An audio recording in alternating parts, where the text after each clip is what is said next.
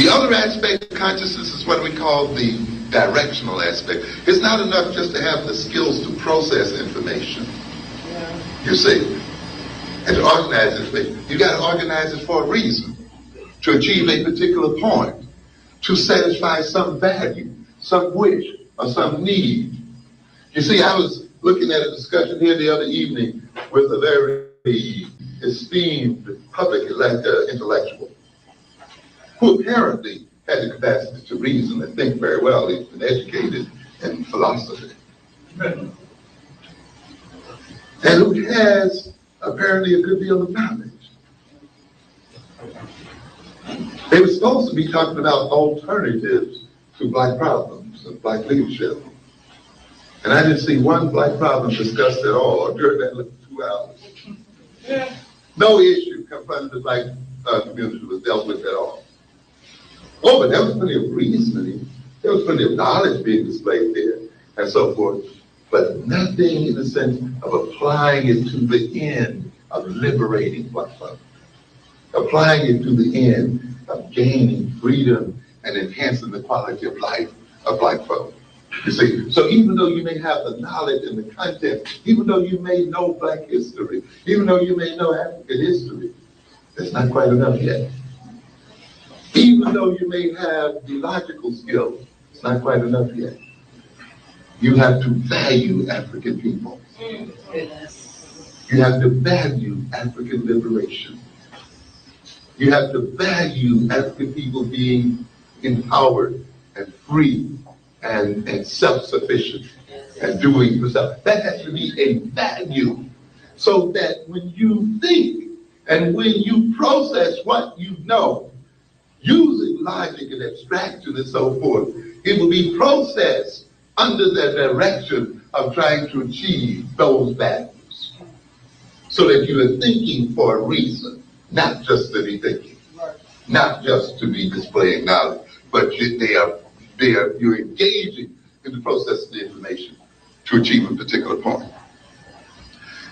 So therefore, our desires and our needs and our values and our interests and aspirations and ideals and sense of purpose places a whole direction and purpose on our consciousness, and it organizes our consciousness so that it motivates us to know what instruments we are to use and what knowledge we should use to achieve what end. Okay, hang in with me here. I'm going to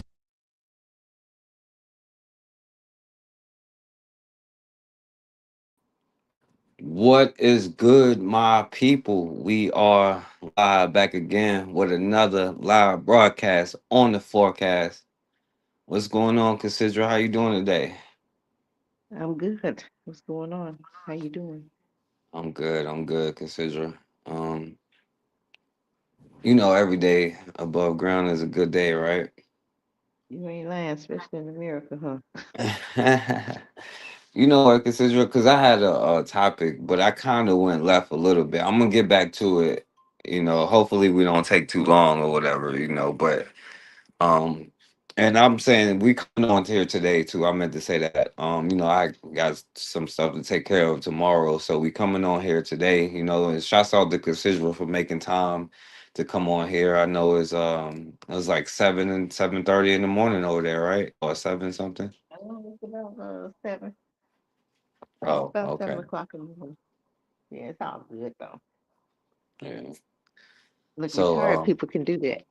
yeah, you can because you can go back to sleep and do whatever you want for the rest of the Exactly. day. Exactly. It's my time. I Yeah. did my Well, time, honey. This is the rest of us just got to go back to the plantation. So.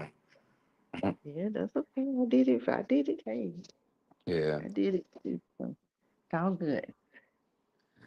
So now consider I don't know too much about this one, but I do want to show you something I just seen just while I was cutting on the computer trying to load the stuff up. Apparently they had Mhm. another shooting at a university at Brown University.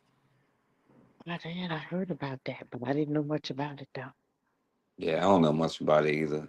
Let me I see. mean, I The just seen a little Providence, bit Rhode of it. I Island didn't Police. go into What you say? details. about it. I said I heard Yeah, a little bit about it, but I try not to keep up with a whole lot of news there now.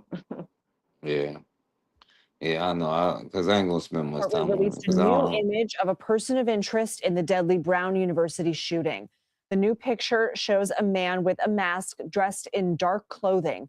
Officials are seeking more video and evidence as they try to find the shooter who killed 2 Brown University students and injured 9 others Saturday. Yesterday, police released video showing a person of interest, showing them wearing a face mask and dark clothes. The FBI is offering a reward of $50,000 for information leading to the identification, arrest, and conviction of the shooter. The 2 people killed were both students attending Brown. CBS News spoke with a classmate who was friends with one of the victims. I didn't even think I was saying bye to him for winter break then, much less. All right, Cassandra. I ain't got too much to say on it. Do you want to say something about it? Yeah, I just need to get as far away from them as possible. That's all I'm saying. Yeah, Get your kids away from them. Get yourself away from them as far as you can. That's it. yeah. Um, Now, Cassandra, before I kind of get into the topic, I want to do something that it might piss a lot of people off. I know I got a habit of doing that, but Now you go ahead um, and do you. okay, let's do it. So, first of all, because I am tired of black people Sometimes, saying the same thing over. sometimes we need to be pissed off. Yeah, we need to be, and this sister is about to say it perfectly. Um, because I want to show a couple things here, but I'm gonna let this sister say what she got to say. And politicians act as if all of a sudden they're concerned with what the fuck is happening. As if all of a sudden they're concerned with the things that this regime is. See now, like, and this is the thing I've been saying, like, cause I'm like, why y'all ain't been mad this whole time? Now all of a sudden you're mad. Like, is it because it's happening to other people and you don't care about yourself? Now, consider you remember the last time when all of this happened, and I bet you they're gonna say the same thing again. They told us, right? Okay, this election is the most important ever. You know what I'm saying? And the Well, they next say that. one you can They say worry that about every year. yourself, huh? They say that every year. Every 4 years we hear that, don't we? Oh, Every that's what four I'm about to years. say. Because last Mhm. time they told us this was it. The next time you can worry about yourself, but right now we got to worry about everybody else. We got to save democracy. So now it's going to be the next time. So now are we allowed to worry about ourselves or no? Mm. Or do we got to save democracy again? Again, again, again. Mm, White folk mad because yeah. Again, we got to save them again. mm, I don't know when we're gonna get tired of saving them. Let them drown. slaves don't get Why we tired. keep saving them? Um, I'm gonna let this. Hmm. I'm gonna let this sister speak. Let's get into these. Because I'm finna rant. Y'all know what's pissing me off? Is the fact that I see the news, the media, social media personalities, and politicians act as if all of a sudden they're concerned with what the fuck is happening. As if all of a Oh, sudden they're concerned with the things that this regime is doing wrong to other people. I'm confused. Because the same shit that they're doing to other groups of people now, they've been doing to Black people in America for hundreds of years. Mm-hmm. Yeah. Hmm? and what They confuses me we, and was we the need to pray for Negroes them. that say this stuff. Mm-hmm. I expect them to do it. What confuses me, I don't know why black people is saying, well, now I'm concerned in Gaza and Israel and Mexicans and what? Not I not don't the know. not the not my brothers who was supposed to be riding to get, but you know how much money the immigrants do this and the immigrants. No, I Mm-hmm. don't know none of that. I don't know. Mm-hmm. We Anyway. need to hear that one. They All of need a to hear that sudden, one the again. media What you say? I said they need to hear that one again. Mm, yeah. is so concerned Oh, we gonna with make them people even being madder. kidnapped off the streets and held in custody without due process. Mm. You Nah, they had mad. U.S. congressional members fly to a whole nother country okay, to go check on Kilmore Abrego. They did interviews with him in another country, and yet we didn't have not one politician go up to Rikers Island in New York to check on Khalif Browder, a child who was held in captivity for 2 years with no due process, a Black American child. I didn't see not one congressional member up at Rikers to check on that baby, okay? Everybody wants to talk about reproductive health. Why all of a sudden now, when Black women have for decades had the highest infant mortality death rates, huh? When Black women have been dying in childbirth and shortly after due to the lack of reproductive care and health and protection, all of a sudden it's a talking point, huh? We got so many people now concerned about these illegal raids on these people. Right, but I didn't see none of these congressional members standing in front of Breonna Taylor's apartment after they raided her place illegally and murdered her in her own home. I didn't see none of these congressional members with nothing to say then. They wasn't standing outside, okay, of that police department in St. Louis getting their asses hit over the head and pepper sprayed for her. But now all of a sudden that the media's attention is on what this regime is specifically doing, now all of a sudden all of this matters. I'm pissed off that everybody sat back and sat by while Black Americans suffered at the hands of this regime over and over and over again, and it wasn't a problem, huh? Why now? I see white content creators on here. Now all of a sudden there ain't no lesser of two evils. Now we started to mess with the Arabs and the Mexicans, and it was one thing when they was doing it to us. That was okay. But now they could be affecting everybody. Okay. Now you're pissed off. Well, I would have look, I'm not gonna say that, but I'm gonna say this, If I knew that this would have happened, I probably would have, never mind. But I agree with the sister, yeah. Y'all pissing me Don't off. hold back now. Hmm? Say what you need to say. Don't hold back now today. Well, I probably would have voted for Trump if I knew this. If that's what's going to take the piss y'all off, you know what I'm saying? To do so, I can't be like, hey, well, they are killing us in the street, like Black women are dying and stuff. We can't go to the doc. Look at you working every day, like you're a slave. Well, I ain't no slave, you know what I'm saying? But now he in there, oh, we gonna be slaves. Like, what are you talking about? You already a damn slave. Like the money the things we go to work for pieces of paper with people that would have lynched us for having this conversation, and you sitting there telling me you ain't no slave. Then you talk about the same thing over and over and over, like it ain't no lesser. There's only one answer: is to make your own way, to build your own stuff. It ain't no sharing. It ain't no trying to save nothing. You know what I'm saying? You can only save yourself. Anyway, so. I couldn't have said it better than myself. I don't know what it takes All though, Cassidra. of a sudden now we worried. Yeah, don't make no sense. Who are we worried for? And it makes me question, what is your goal? You know what I'm saying? Because we might not have the same goal. Because it's not necessarily my goal to save democracy at all. My goal is only for Black people. I'm gonna be honest with you. Exactly. Exactly. Mhm.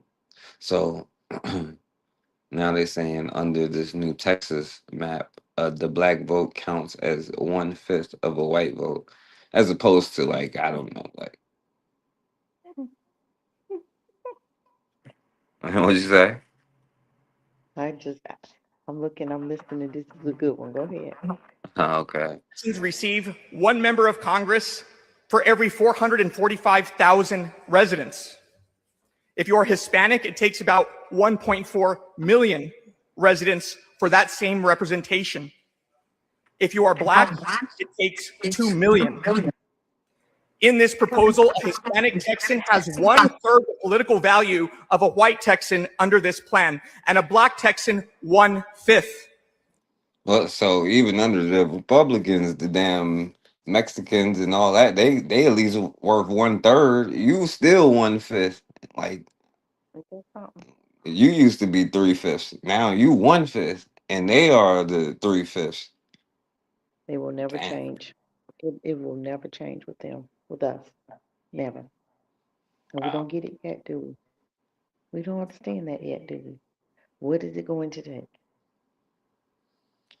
Well, like when black people were saying all this voting stuff, what they conveniently leave out is that they were in black towns and they was having black mayors of black towns that they were electing who was Right. actually affecting their particular communities. What they always leave out when they try to say, oh, they could. Well, they went in there like because they're Europeans. They killed you for like not being slaves. You know what I'm saying? They said you were drapetomania for running away for as a slave, so they're gonna kill you no matter what you do.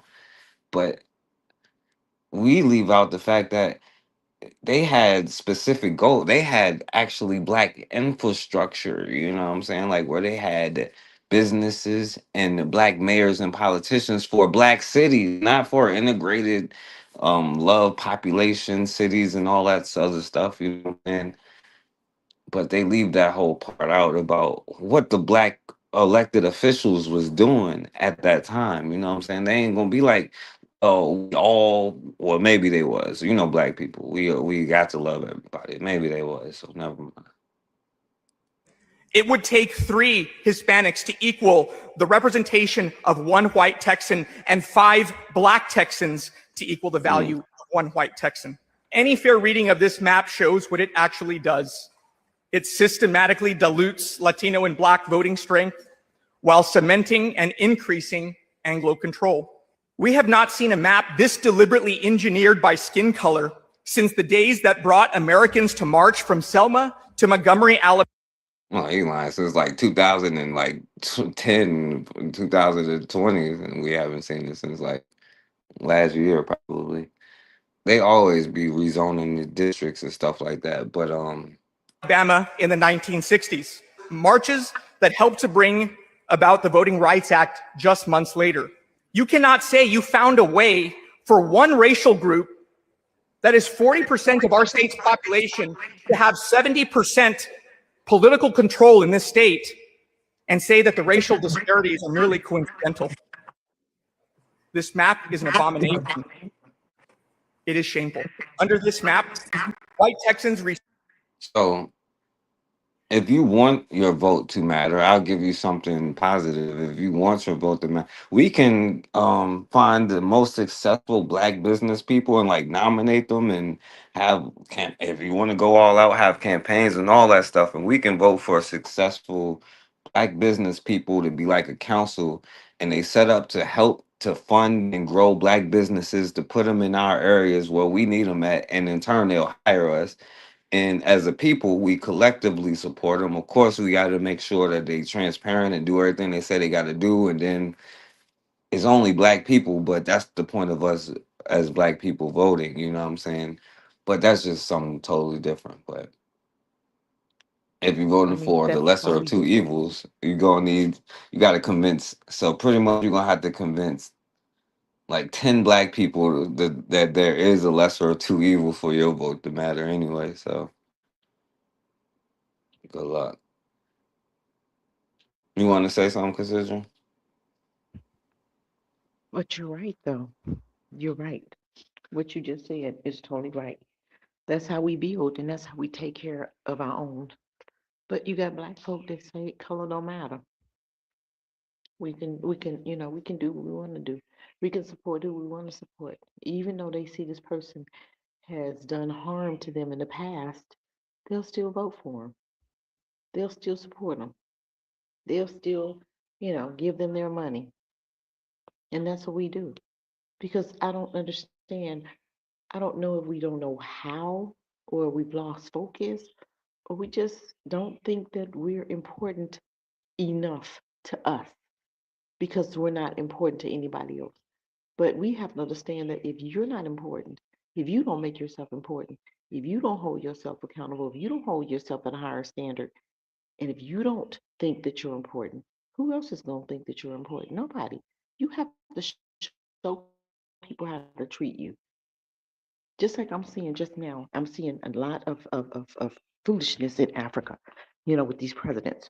Trump is bullying these presidents into doing um, signing deals with him, right?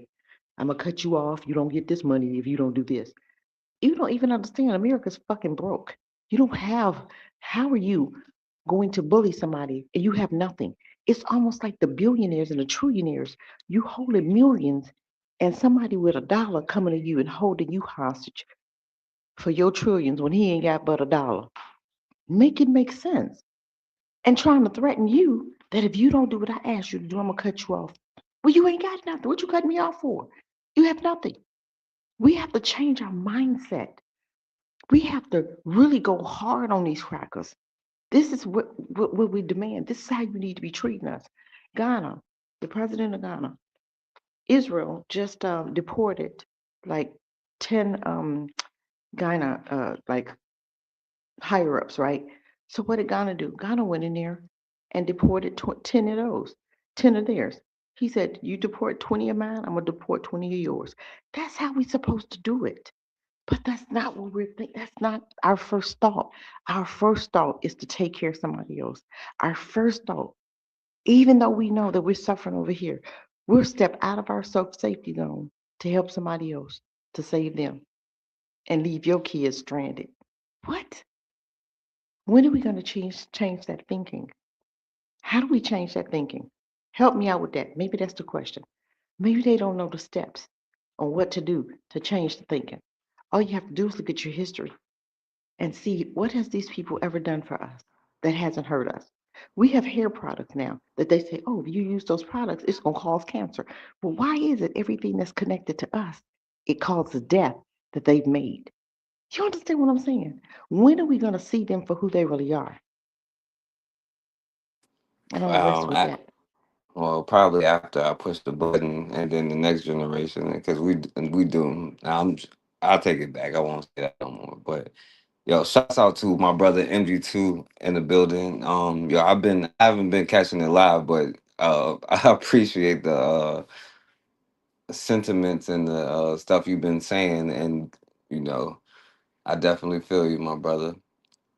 So, and to keep going, as 1/5. Now, check this out, Cassidra. I'm not sure what you think about this here with the black farmers. Uh, and check this out here. Black people is like, okay, New tonight, black farmers are pushing back against a federal farm assistance program, saying the way the money is being distributed raised serious questions about fairness and even constitutional rights. At the center of the dispute is a $12 billion federal aid program and a legal fight that could now head to the U.S. Supreme Court. Fox 13's Roslyn Freeman joins us live in the studio tonight after speaking with both sides. Roslyn, this is a lot of money that we're talking about. So what exactly is the problem?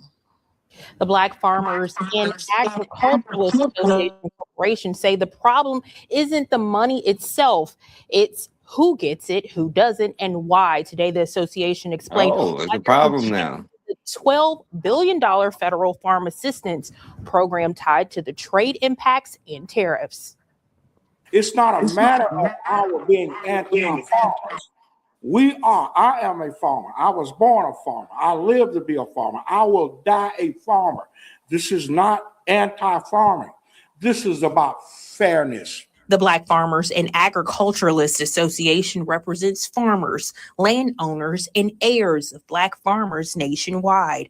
They argue that race-based aid meant to compensate Black farmers for decades of discrimination was blocked as unconstitutional, yet now billions of dollars are being offered without addressing those same claims. So what we're arguing is if the Constitution then is what was being used to deprive African American farmers from a congressional mandate from receiving monies that they were to receive as a victim for racial discrimination by USDA, how can this same agency now, USDA, vis-a-vis the president, use its discretion to give to this group of farmers currently? The group is also warning about long-term consequences, especially for heirs of Black farmers.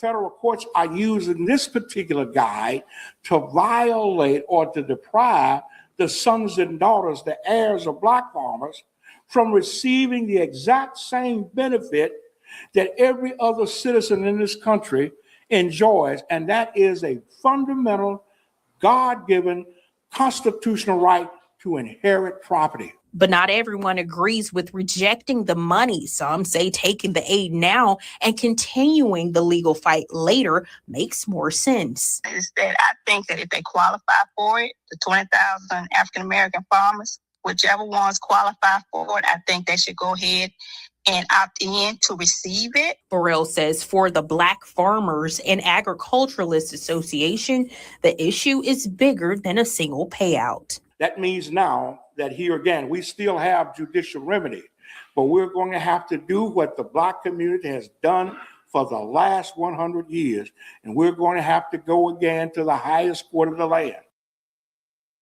Now, consider they not gonna gaslight us this time. Consider they tried to gaslight us and be like, "Oh, well, you know, they did this and they did that." Like, hold on, you was not saying any of this stuff before. So this time we gonna be prepared. You know what I'm saying? They ain't gonna be able to gaslight us this time. You know, we gonna write it down. We taking notes this time. You know what I'm saying?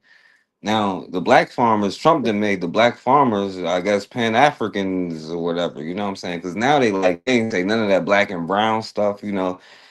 Now, this money that other people were saying, well, you know, this quote unquote, let's just say this president over here offered them, and we should be happy, even though black people received the least amount of it. See now, when Trump does it, now they're saying, "Well, we don't want it because Trump is giving." Now, maybe I don't know. Trump is making black people like wake up and be like, "Yo, we're gonna not gonna accept this. You know, we're gonna stand on what we are owed." You know what I'm saying? Now, the question is, if it was, let's say, a different president with a different Right. association, would you? You know how you be talking about your ex or whatever. You know, you don't want to say the name to the new person or whatever. You know, I'm just so saying, let's. look. Okay, you probably tell it. You probably say his name and everything. But let's say that president that you named, let's say him then had given the same money. You think black folks would have taken it and tried to convince you that it was good for you? They sure would have. Mm. What's the They sure would difference? have. I'm telling you, they just, how should they have done it? Tell them. And see, maybe they need somebody to come on here and tell them how it needs to be done. What are the steps? History wise, what do they need to do? Forecast. Stop looking for white acceptance. That would be a good start. And listen, Well, we then what do know you do? we know who like Trump and them is. We get it. This is what I'm saying. Why aren't you standing on business all the time? You know what I'm saying? Like Uh-huh. not just Right. when it. So we But they've needed been to. treating, but Mm, they've been treating black farmers like this, though. This is nothing new, right? They act like this is a new problem. This has been since forever. Remember, you had Biden that came in and gave the farmers, well, no, he made a proposal for the black farmers, and the white farmers came in and brought up a lawsuit. So the black farmers received nothing. Now, that happened in Biden's time. That was what, a couple years ago, yeah. right? Well, this is So what they're now, talking about. Hmm. so now Trump is saying, okay, I'm gonna give you what, 8 million or whatever. And they're saying, no, we want blah, blah, blah. Okay, so what is the how would you handle that? What do you do from there? Do you take the money and then, like the lady said, take the money and then come back and sue for more, or do you just Say, well, I don't want anything because that's not enough. Or what do you do? How should they handle it? Um, I don't know. I mean, y'all be like, listen, because if it was the Democrats, y'all be like, well, this is a good thing. You should be taking them. In fact, you'd be convincing me of this is why I should vote for this person. You know what I'm saying? But we understand why they're doing it, and we get that they don't get this money, which is the problem in the first place, right? And although I'm not a black farmer, I know like it's somebody in my family that's still back where my grandma is from that does have a farm. They may not be big time farmers or nothing like that, but they do have land and all that stuff, and it's not the same as when my uncle was, years ago, you know what I'm saying? Like in the 80s and 90s when he was doing Yeah, his but thing. farming is hard work. So whatever kind of Yeah. farmer he is, it's hard work. So my thing Yeah. is, take the money. I'm just saying, and then you can go back to the table. But take something. You don't just say, okay, well, I'm not taking it because Trump giving it. What does I mean? Come on, we have to think about the business side of it. You can always go back to the table, but we're gonna not let that sit up there and not do anything because Trump giving it. Take it and take it. What are we doing? Just like just like when Trump was president before, black folks said, we're not coming to the table, we're not even gonna talk. Well, what kind of sense does that make? Does that make sense to you? I'm like, at least go to the table and tell them what your demands are. The Black Caucus, Reverend J, I mean, what's that, Al Sharpton, them dudes, right? Said, oh, we're not even coming to the table. What the hell are you talking about? Go to the table. Hey, this is our demands. This is what we need. This is what we want. Instead of you saying, no, we're not even coming to the table. That don't make sense to me. Make it make sense. My thing is, okay, if he's offering this, whatever, it may not be enough, but it's more than anybody else in office, yeah. I'm just saying. Biden, I mean, you wrote it. You couldn't even get it when Biden gave it to you because the white farmers came in and said, no, that's discrimination, even though their ass has been getting money since the beginning of time. And they know none of their farms been getting taken. But the black farmers they've had a rough time in America. But this is America. But we still don't understand. We have two Americas. We need to really talk about that and break that thing down for Cass. The two Americas that black folk live in and white folk live in. I don't think black folk really understand that we live in two different Americas. One for black people and one for white folk. And people say, Cassie, what you talking about? Okay, let's break it down. Prison system, okay? Loans, housing, redlining, all that. That's two different Americas. They said, well, that's back in the day. No, that's still today. Go and try to get a loan today. You still ain't gonna get no loan for your business. But I guarantee you that immigrant got one for his food truck, $20,000 worth. I'm just saying, we really need to break this thing down. Take the money, at least you have something, and then go back later and get more. That's my thing. Yeah. And I'll Well, rest with that. consider it's more than 2 days. We live in 2 days. You can go to the beach on a nice day and not have to put cream on your skin, so they can't understand. But yo, my good brother, MD2 is in the building. What's going on, my brother? What do you think about? What would you do? What Hey, would you? What are your Yeah, thoughts on that? this is right in my ballpark because it's what we do as traders in the markets. Everything is negotiable. And what I mean by that is this is something that unfortunately we do with each other, but we don't know how to do with other folks. Is you bully folks into your position. It's almost like a war. And what I mean by a war, for instance, think about all the black neighborhoods that have Korean and East Indian, all these other folks' restaurants and their establishments. Nobody went either threatened them or even made a deal. yep. And I'm not saying you make a deal to let them be in there. There are some deals that other folks can't pay. If anybody watched The Godfather, and the thing is unfortunately, black folks don't have the ability to negotiate or to bargain unless it's with each other. Then it's, hey, brother, you got to, give me the hookup, give me the this, or oh, I got The thing is, outside of our race, because I could tell you so many instances where this is so true, and it's not just black folks in the United States. I'm talking black folks overall. Mostly in diasporas. On the continent, they do a lot more bargaining because they're not totally indoctrinated with paying full price for everything. But the thing is in a situation like this, again, it's indicative of why a lot of our folks are still struggling and on the bottom and always, not competitive, is because we take everything for face value. And the things that we should never take for face value, more than anything else, is the folks we're competing against.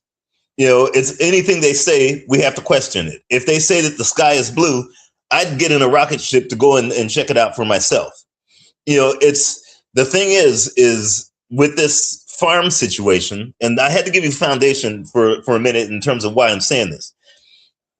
Back in what I call the nascent versions of hoteptitude, that's what I like to call it, because it was like when internet was, the social media was just starting to come out, and folks were just blog talk radio and all this and that, and most of the folks that were it was like Abarigani, Kuchi Chakalia, Hotep or whatnot. Most of them now are in their 70s. So I was coming into that kind of just seeing Black folks figure out who we are. There was a lot of ancient Kemet. It was and I'll never forget this. At the time, I told one brother who's a little older than I, and he has a radio station, one of the internet radio stations. And I said, look, get those Black farmers in touch with me now, because I deal with commodities.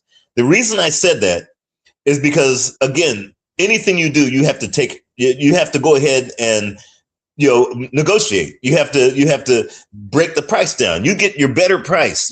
How many folks do go to their job and demand that they get a raise every 6 months or every 3 months or whatever? It's mostly, I'm gonna see if they're gonna give me a raise. I'm gonna see if they're gonna do this for me. I'm gonna see, I've been at this office and they ain't gave me enough. It's the same thing with the so-called reparations. If you saw what happened, this Wes Moore in Baltimore, his veto got overridden because he voted down on reparations, because he says, hey, it's time for the work. We don't need another study. And it's the same whole, it's the same hodgepodge of what are they going to do? No, you make things happen. Okay, you demand it. You bargain for when you want to pay something cheap, and you go ahead and you beat the individual down when you want to sell it to them expensive. That's what traders and markets do. Now, in the early 2000s, I'm gonna give you some history to it. We got into a lot of Hotep and Abarigani and this, that, and the other. And what it was is one of the brothers that had an internet radio station. I said, get those Black farmers in touch with me, because they were talking about, like Black farmers were owed billions, okay, because of the farm. What's the name? I can't remember the organization, but the federal funds didn't get to them. We're talking for decades. It's not just something that happened overnight. This is decades that they weren't receiving money. So what happened is I said, look, if they're not going to give you the money, which we know they're not, and this was Obama. It started in Bush when I was telling the brothers to do this, and then all throughout Obama, I was like, look, they ain't going to pay you guys. Get them in touch with me, because let's start opening up the communication channels to China, to Russia, to Africa, to South America, and I said, start to get your yield, make your yield something that's not just, okay, we're growing moringa and we're growing some couscous or whatever. Make your yield something that's competitive, that if you're selling stuff, it's something the world wants, needs, can't do it out and ready to kill for, like soybeans, okay? Things that, that you can, and I'm not saying make your whole farm that way. I'm just saying, get something there that you have that's competitive, that you can say, okay, if these crackers ain't gonna pay, which we know they're not and they owe us, we're gonna go to their enemies and we're gonna make deals. Okay, we're gonna have side channels to be able to do what we're doing, because one day their enemy is gonna go ahead and snuff them like they're doing now. China didn't buy any soybeans this year, and they're bragging about, they brought 12 million tons. That's bullshit. They made a deal with Argentina, gave him $40 billion, and Argentina went and said, oh, thanks. Now that you're not selling soybeans, America's not selling it, we'll sell it to China. I mean, just went totally behind these MAGA and these crackers back. This is how it is. It's a competitive game. So what I did, I told them, I said, look, guys, get in touch. And this is what I would do if I were you. You're a farmer. This is what I do. I'd be having a little segment, growing bok choy, growing this, that, and the other. The things that United Snakes is trying to bankrupt us with, like genetically modified seeds, we were growing corn and beans and whatnot, and they're making it hard for Black farmers to do that. Okay, if we can't sell that and you're outselling us, making your prices cheaper, we're going to start growing things that you don't grow, and we're going to go with your enemies. And now the thing is a lot of them are regretting it, because it's not just the white farmers that are, fixing, they're shooting themselves in the head, because some white farmers are killing themselves because of what happened with these tariffs. So the thing is, if you know the crackers are going through it, you know that black folks are hanging on a string. So what happened is, when I told the guys, I said, look, I'll open up the channels because I trade commodities. I know exactly, if you got a ranch, a cattle ranch, you got feeder cattle, live cattle, there's things that you can do to other nations. You can make East Indians eat beef if you want to. It's just how you go ahead and do your commerce. Look out for the interests of the collective. So what happened? Brothers were like, nah, we're going to wait for it because we know Obama and maybe Biden, because I think Hillary Clinton was going to, she's going to be president, and she's going to give us money. And what they did is, what little money that they gave black farmers, they went out and bought Cadillacs and bought cars. Instead of investing in the things that they need to go ahead and destroy United States by dealing with America's enemies, they went ahead and bought things to make them feel good. Okay, no worries. Clearly, if you're doing that, you're not about that life in terms of competing, because either you could go ahead and pour everything back into competition, or you can buy a new watch. I'm not mad at it. I'm just saying, hey, that's what it is. If that's how you roll, that's how you roll. So what happened is, the brothers, I said, get them in touch. I'll never forget this. I was like, get them in touch right now, because now strike while the iron is hot. But everybody was a Barigani and Hetipu and Hotep and culturally conscious and committed. And I was like, that makes you feel good. I'm not mad. I went to, to the Kemet New Tour with Oscar Kwesi. I mean, I'm all about that. Cool, whatever. Bottom line is this. Right now, you have the beginnings of other nations that are fixing to have a lot of money, that are going to buy everything they see in sight. And in particular, China, Indonesia, Turkey, you name it, they're going to have a lot of money. And at the time they did, because their currencies were higher, and they're fixing to buy everything. Get there now. So therefore, you got a relationship that you're building. When these other nations know what these crackers are all about, they're going to, they're going to cut bait. Then you're going to be the one to say, don't cut bait here, because, hey, look what they did to us. Now let's make back channels. We can get you the product, the produce. We can get you the harvest of the yield. We can get you whatever you need. And therefore, if these crackers ain't paying us, we've got an arbitrage or hedge to tell whoever's in office. Whether at the time, folks didn't know if John McCain was going to be there. It didn't matter. If you got that arbitrage, that hedge to say, okay, they're playing that game, we're playing our game.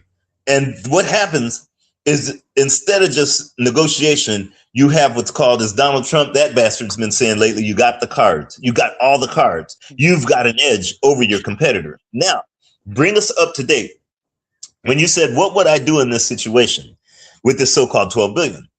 I would definitely say, look, I'm not gonna deny that. Oh yeah, how much you giving black farmers? What, 3 million of that? Okay, we'll consider that the beginnings of a down payment, because that's not it. Again, for me, there's no. Once somebody gives me a dime, that means I know they got dollars. So I would sit back and say, okay, this is a clear down payment. We demand that you pay us 30 billion a piece, and we know they don't have it. And it would be like, okay, if this is all you got, what we'll do is we're going to be doing with Iraq, Iran, this, that, and the other, because we know we could get more money there. Okay, we can.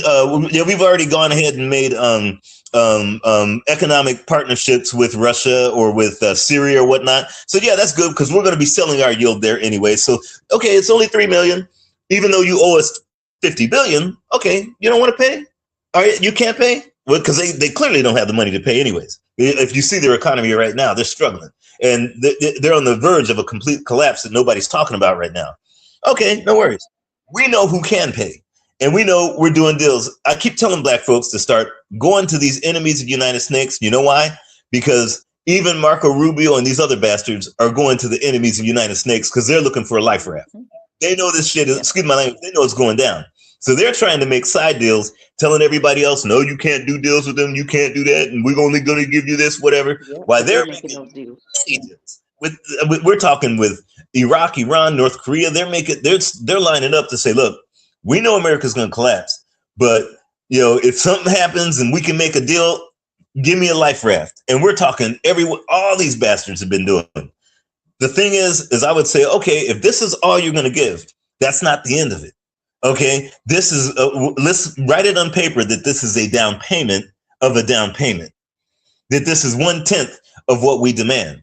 And if this is all you're going to come up with, okay, we know we're going to get the backstop over here because your rules don't apply to us anymore. Remember, like I said, black folks are the only folks that pay everything for face value. We follow too many rules. And that's the thing that's been hurting us all the time, is that we're always looking, when it's not each other, when we're dealing with other races, we do whatever they say. We pay the market price for whatever's out there instead of going ahead and beating them down to the price that we want.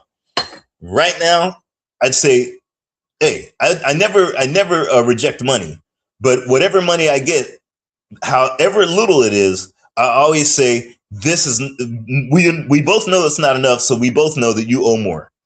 And you want to give me this? Okay, that means that you are going to be on the hook for XYZ. So sign on the dotted line that I'm going to get this, whether it's tomorrow or whether it's 2 years from now. Because if you don't, the threat is we know somebody who you can't deal with, they're going to come in and get our yield. This is what I've been trying to plan for the longest time, Brother Forecast. I didn't want to be loquacious, but when you're ever buying something, you never buy anything at market value. You always beat the individual down with a club to get your price, or when you're selling it, you beat them down and make them pay the full price. I mean, that's just how I am. I've always been that way, and I'll go ahead and just leave it at that for now, and then I'll tell you later a story of exactly how I was able to do that. So I'll go ahead and listen offline. Thanks there, Brother Forecast. All right, yeah, and then and then it's all good. And then because all right, so I'll just ask one if you come back on here, then so we could go through it, because I don't want to be too long. But from what you're saying, not to all the complex stuff that you're saying, and not to even sound so simplistic with it, you know what I'm saying? Like I just put it in these terms, right? Like speaking of like Hotep stuff, right? Like we be on here and be like, hey, don't support Christmas. Christmas is a pagan holiday and all of this other stuff, but really it'd be like it's an economic battle at the same time when you're spending money at all of these corporations, which by the way, I do have like slave labor and prison ties, which you should boycott, not just because they are supporting the war in Israel and all of this other stuff. But now that Trump is in office, it's not so hotep anymore. It's not so hotep to say let's boycott Christmas and boycott these corporations who's supporting quote unquote white supremacy, right? And even speaking on these farmers, right? Because it's like you said, like it was a form of hotep. Like we're gonna see what they're gonna do, but of course we know what they're gonna do. But now that Trump is there, now they like, well, we're not even going to see what they're going to do, and that could be a positive thing. Now, if black people was cured, I'm not saying that, but just like with the Hotep thing, how it's not so Hotep to be like, I ain't spending money for Christmas no more. This could be a good thing for black farmers. I'm just saying, but um. I don't know if you there or you got something to say about it real quick. Yeah, he might be offline or something. Or if you got something to say, consider. I'm listening to both of you guys, and you're making a Oh, lot of sense. Like he said, bargain. It's time to bargain. And a lot of people don't understand that America is broke. And this is why Trump is coming up with all these plans and these contracts with the African countries. There is no money, none. Just like he made that contract with Kenya, he made another one with Zambia, and he's making all these. Now, this man, America has ignored Africa since the beginning of time, right? So now all of a sudden, he's offering all this money, and they running back to him, and I'm like, no, keep moving with China, keep moving with Russia. Forget the U.S. They've treated you like crap for years, and now all of a sudden they're coming back. Why? Because they're broke. They coming up with all of these crazy contracts, and Africa's like, okay, you're giving me what, $20 billion? I'm throwing out a number, and they pocketing that money, but then the contract is so America weighted that is crazy what they're signing. But they're not looking at that. They're looking at the money that America is telling them, we're going to give you this over so many years. You're not even telling me you're going to give it to me up front, but you want me to come out of my pocket with all this money to back up maybe or a plan that you're going to do over the next 10 years. We're going to give you so and so amount of money, but we're broke. So how are we gonna give you anything? So I'm gonna stretch that contract out, but I'm gonna get all that I can from you at the beginning. And then I ain't gonna be able to pay you back just like I ain't paid $40 trillion to China. You understand what I'm saying? So I understand totally. This is the time to bargain.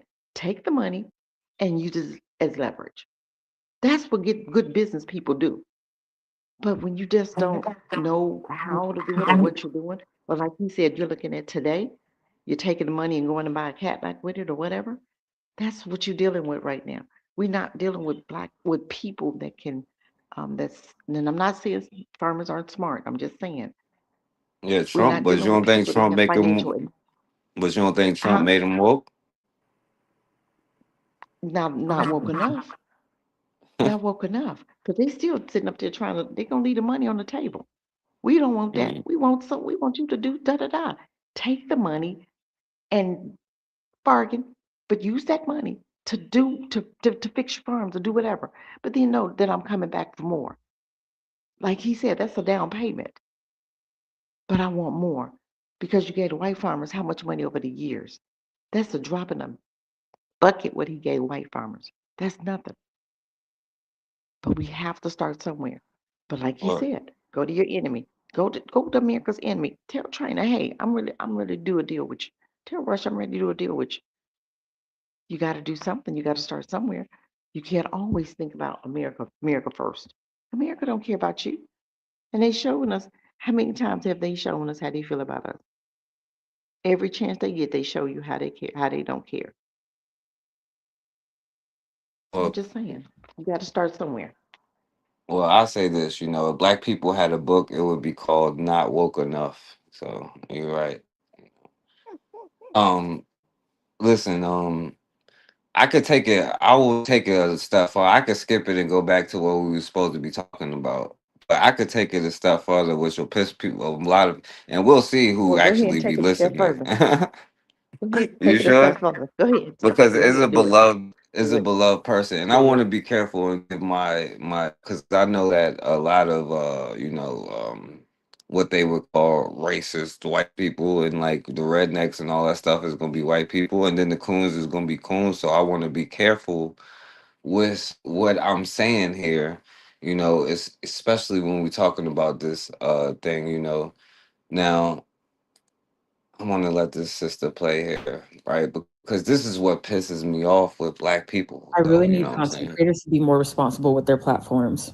This is a Mm. call in. This is not a call out, but I'm being dead serious because it quite literally, and I'm not being dramatic, it is quite literally life or death when it comes to us in Texas, when it comes to these races next year. And a lot of people have things to say right now, and I need you all to be responsible. See, the problem, though, right? Like, because she's saying we need you all to be responsible with your platforms, right?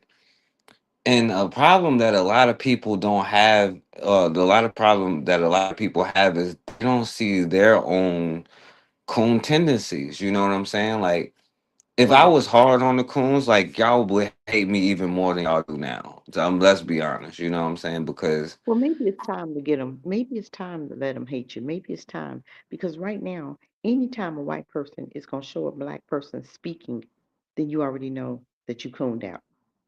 Black folk ain't gonna support her. I mean, white folk ain't gonna support her if she was saying something to hurt them or she was speaking truth. You understand what I'm saying? He was proud to put her face up there. Why? Why? They don't support us unless we coons. They don't support us unless they got some money in the game.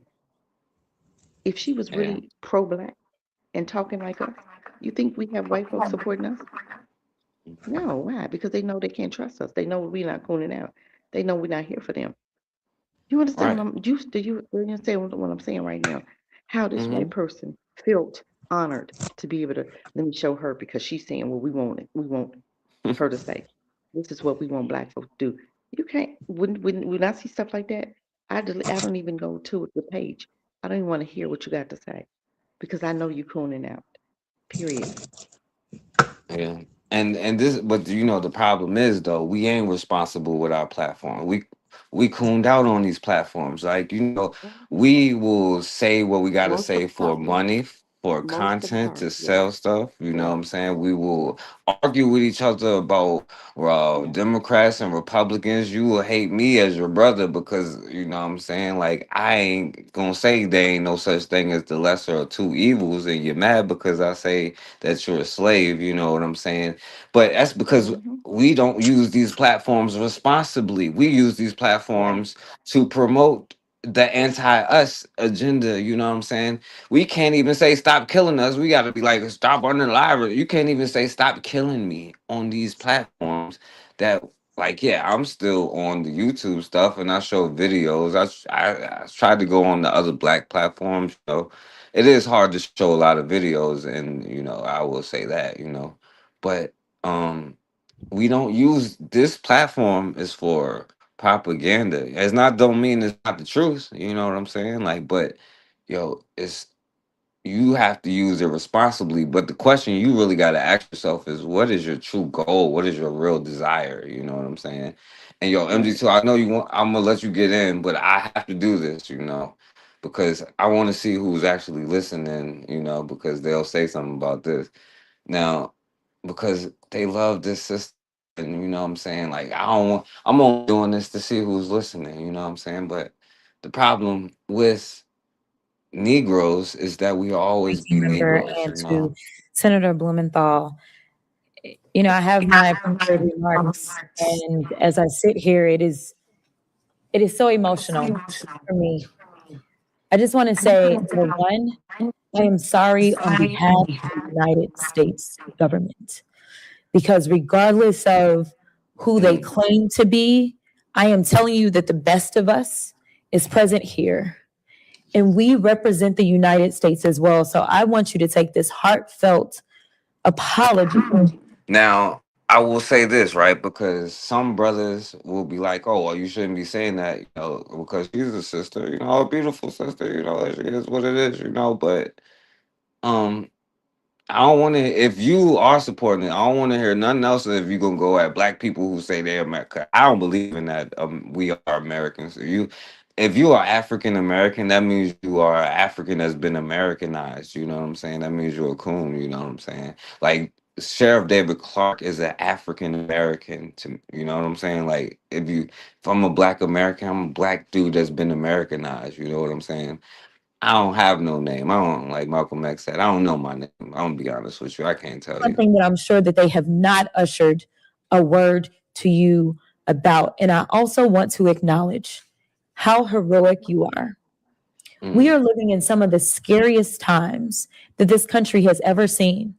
Well, Yet you apart from like 300 years of slavery, of course, and another 100 years of Jim lynching people all day. But yeah, other than that, yeah, the scariest now, time ever. I have seen your faces more than once. You refuse to go silently and into the dark. You are the light that they are afraid of. And I am so grateful Mm. for you being so heroic at such a scary time. When the history books are written, All right. I'm not gonna play that whole thing because I'm gonna hurry up. Oh my God, But please. You know what? I'm so sick of her. consider, listen. I'm Around the so country sick and of her. I don't know educate what to people say. about what immigrants do to I'm this country, or the fact that we are a country of immigrants. Right. The Right. fact is, ain't none of y'all trying to go and farm right now. Except for the farmers. Okay, so I'm lying. Raise your hands. You're not. You're not. We done picking cotton. Mm. We are. You can't pay us enough to find a plantation. I had to go. Mm. I know some people will be like, "Hey, don't speak about this beautiful sister this way," but you know, Okay, this sister has been in office how long? She's been in she's in Senate, right? What black laws have she placed? What black laws or what black anything has she done for black people? She's been in there, what, 2, 3 years, right? But she's speaking for immigrants. That's what black folk do. She wants to come in and apologize to black people for not doing enough. You still not doing nothing. You only want our vote. That's why you coming to apologize. You no, want no, our she was vote. apologizing to the immigrants, not the black people. Oh, she was She, apologizing. What? I didn't hear that part. Okay, yes, even with that said, even with that, but you still have black folk that'll vote for her. She has not said anything about you, black folk. So why are we saying, oh, she's a great sister? What is she doing or what has she done for black people? That's what your question is. What are you going? What's your black agenda? I hear you talking about immigrants. I hear what you're talking about, what you're going to do for immigrants. But what are you going to do for the foundational black Americans? That's what I want to hear. That's all I'll talk about. I don't want to talk about immigrants. If that's what you got to talk about, then you keep moving because you won't get my vote. Period. But now all of a sudden, now you want us to really, this is really a important time. People dying, but black folk been dying. Where's your agenda for that? Please been killing us. What's your agenda for that? And no, we're not picking no strawberries. But what is your black agenda? You have an immigrant agenda, but not a black agenda. So let's make folk mad. Go ahead and play her. Go ahead and make black folk mad. no, because I'm gonna let MD2 go, but I want to play another thing after this so they don't gaslight us later, Cassidra. So we gonna Go remember ahead, this play it. day. But Play it. MD2, you want to say something real quick? Oh, do I?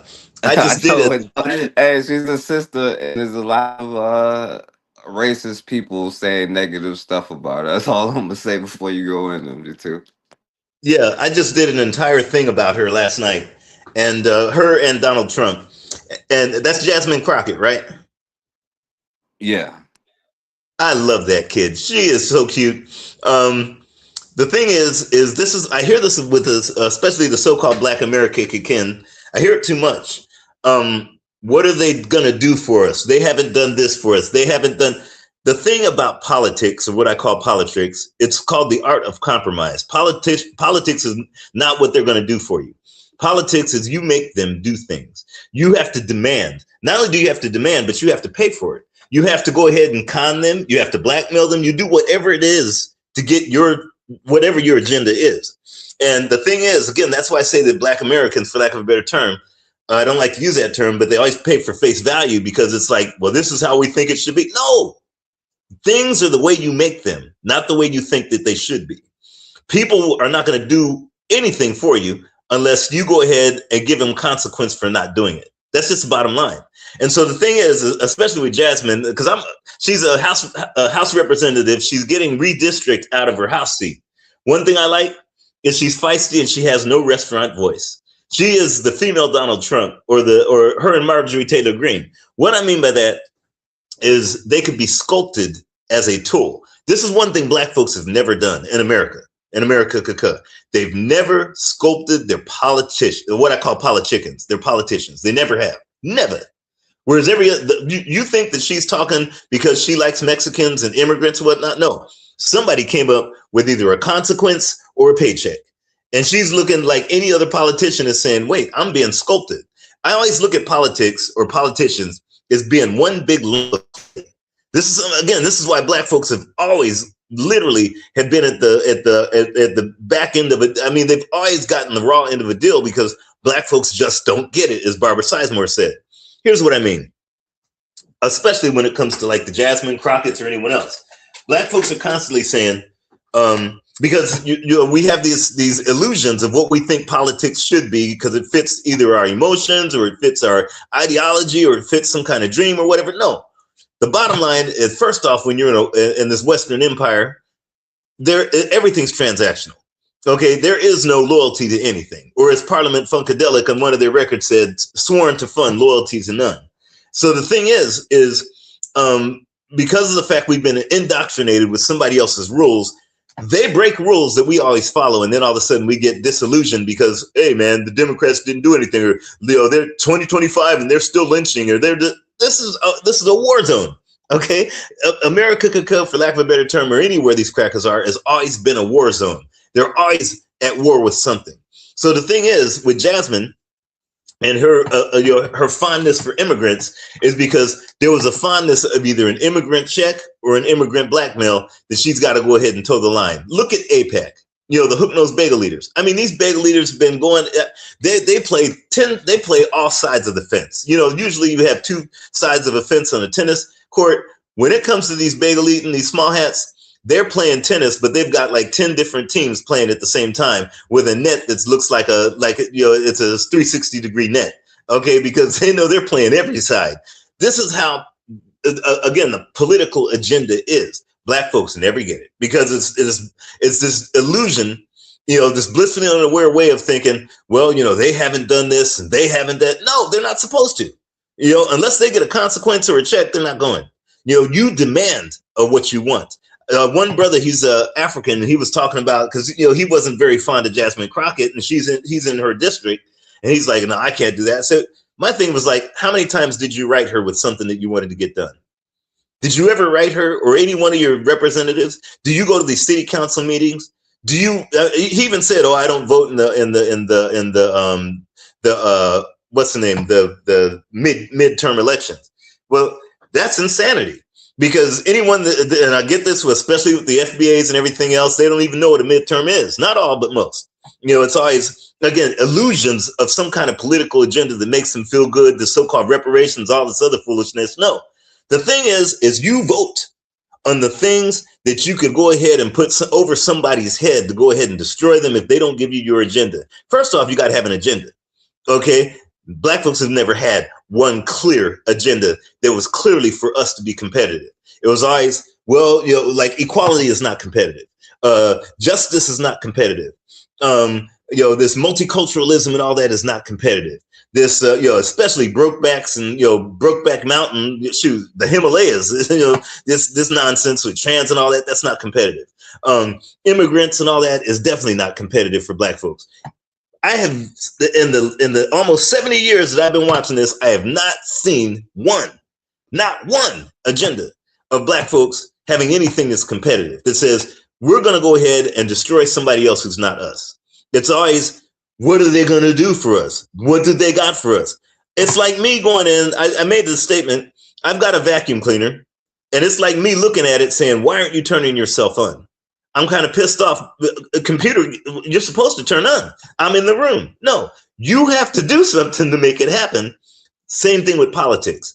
You have to go in their face, like all these folks that don't like these politicians, whether Jasmine Crockett, who else, I could care less. My thing is, I guarantee you, not one of these individuals has reached out and says, this is what I want you to do. And if you don't do this, then you're gonna have some consequence. Or if you do it, here's a check for your next campaign. I have yet to see anybody even get that close. Again, it's, as Malcolm X said, politically immature, and it's not just because of how we feel and what we think and what politicians and politicians, it's because we don't know the game. So then all of a sudden we hate the player and not the game. It's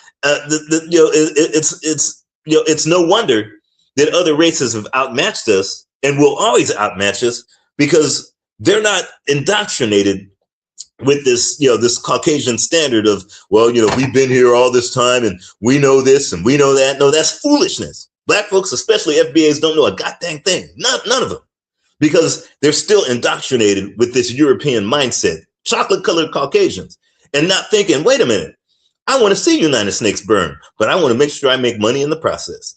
It's a war. It's a Thucydides trap. And many don't even know what government is, Brother Forecast. Most Black folks don't have a clue what government is. But you best that these Vietnamese that made Arnold Schwarzenegger pay him a check back when he was governor, where I'm at, you best believe they knew what government was.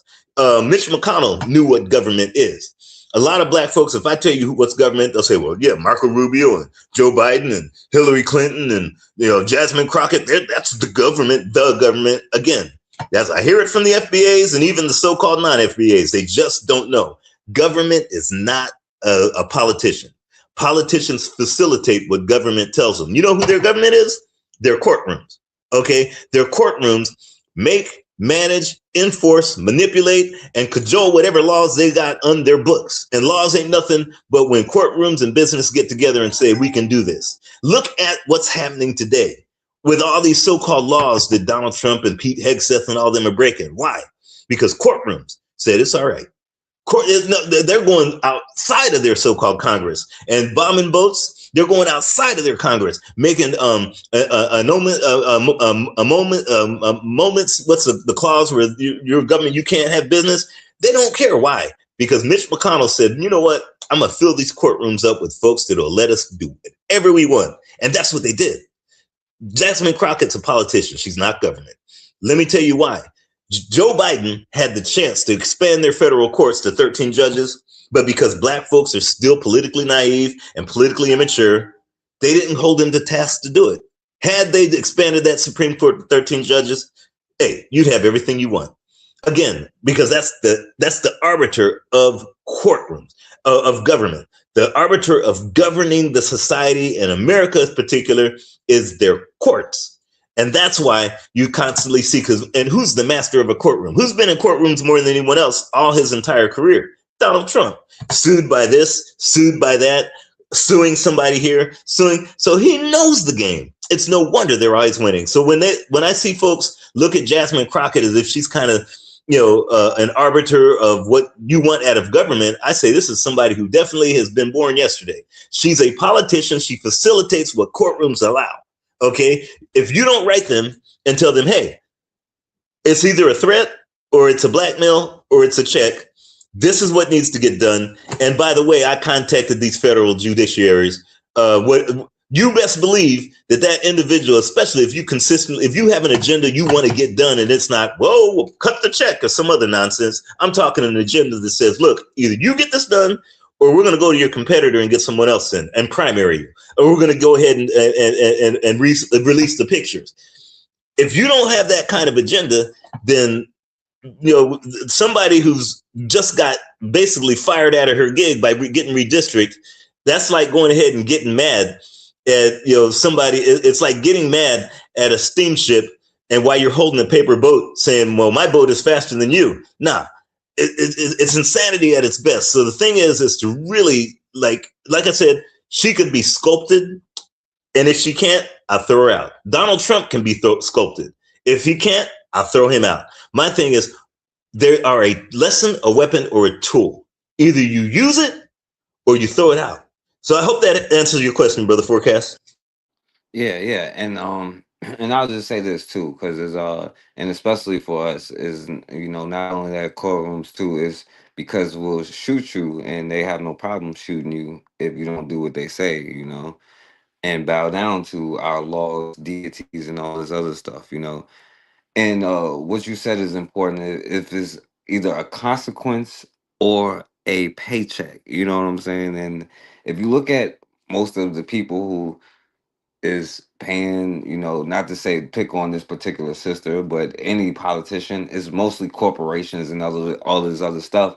But if you want people to, like, you have to be putting money behind your politicians, like I was saying earlier, like the black politicians in the black areas, like when they talk about black people did this to vote and all, they had black mayors and black cities who did things for black people to create black industry, you know what I'm saying, where I can go to the black grocery store and then later on go to the black movie theater and then go see a Negro League baseball game or something like that.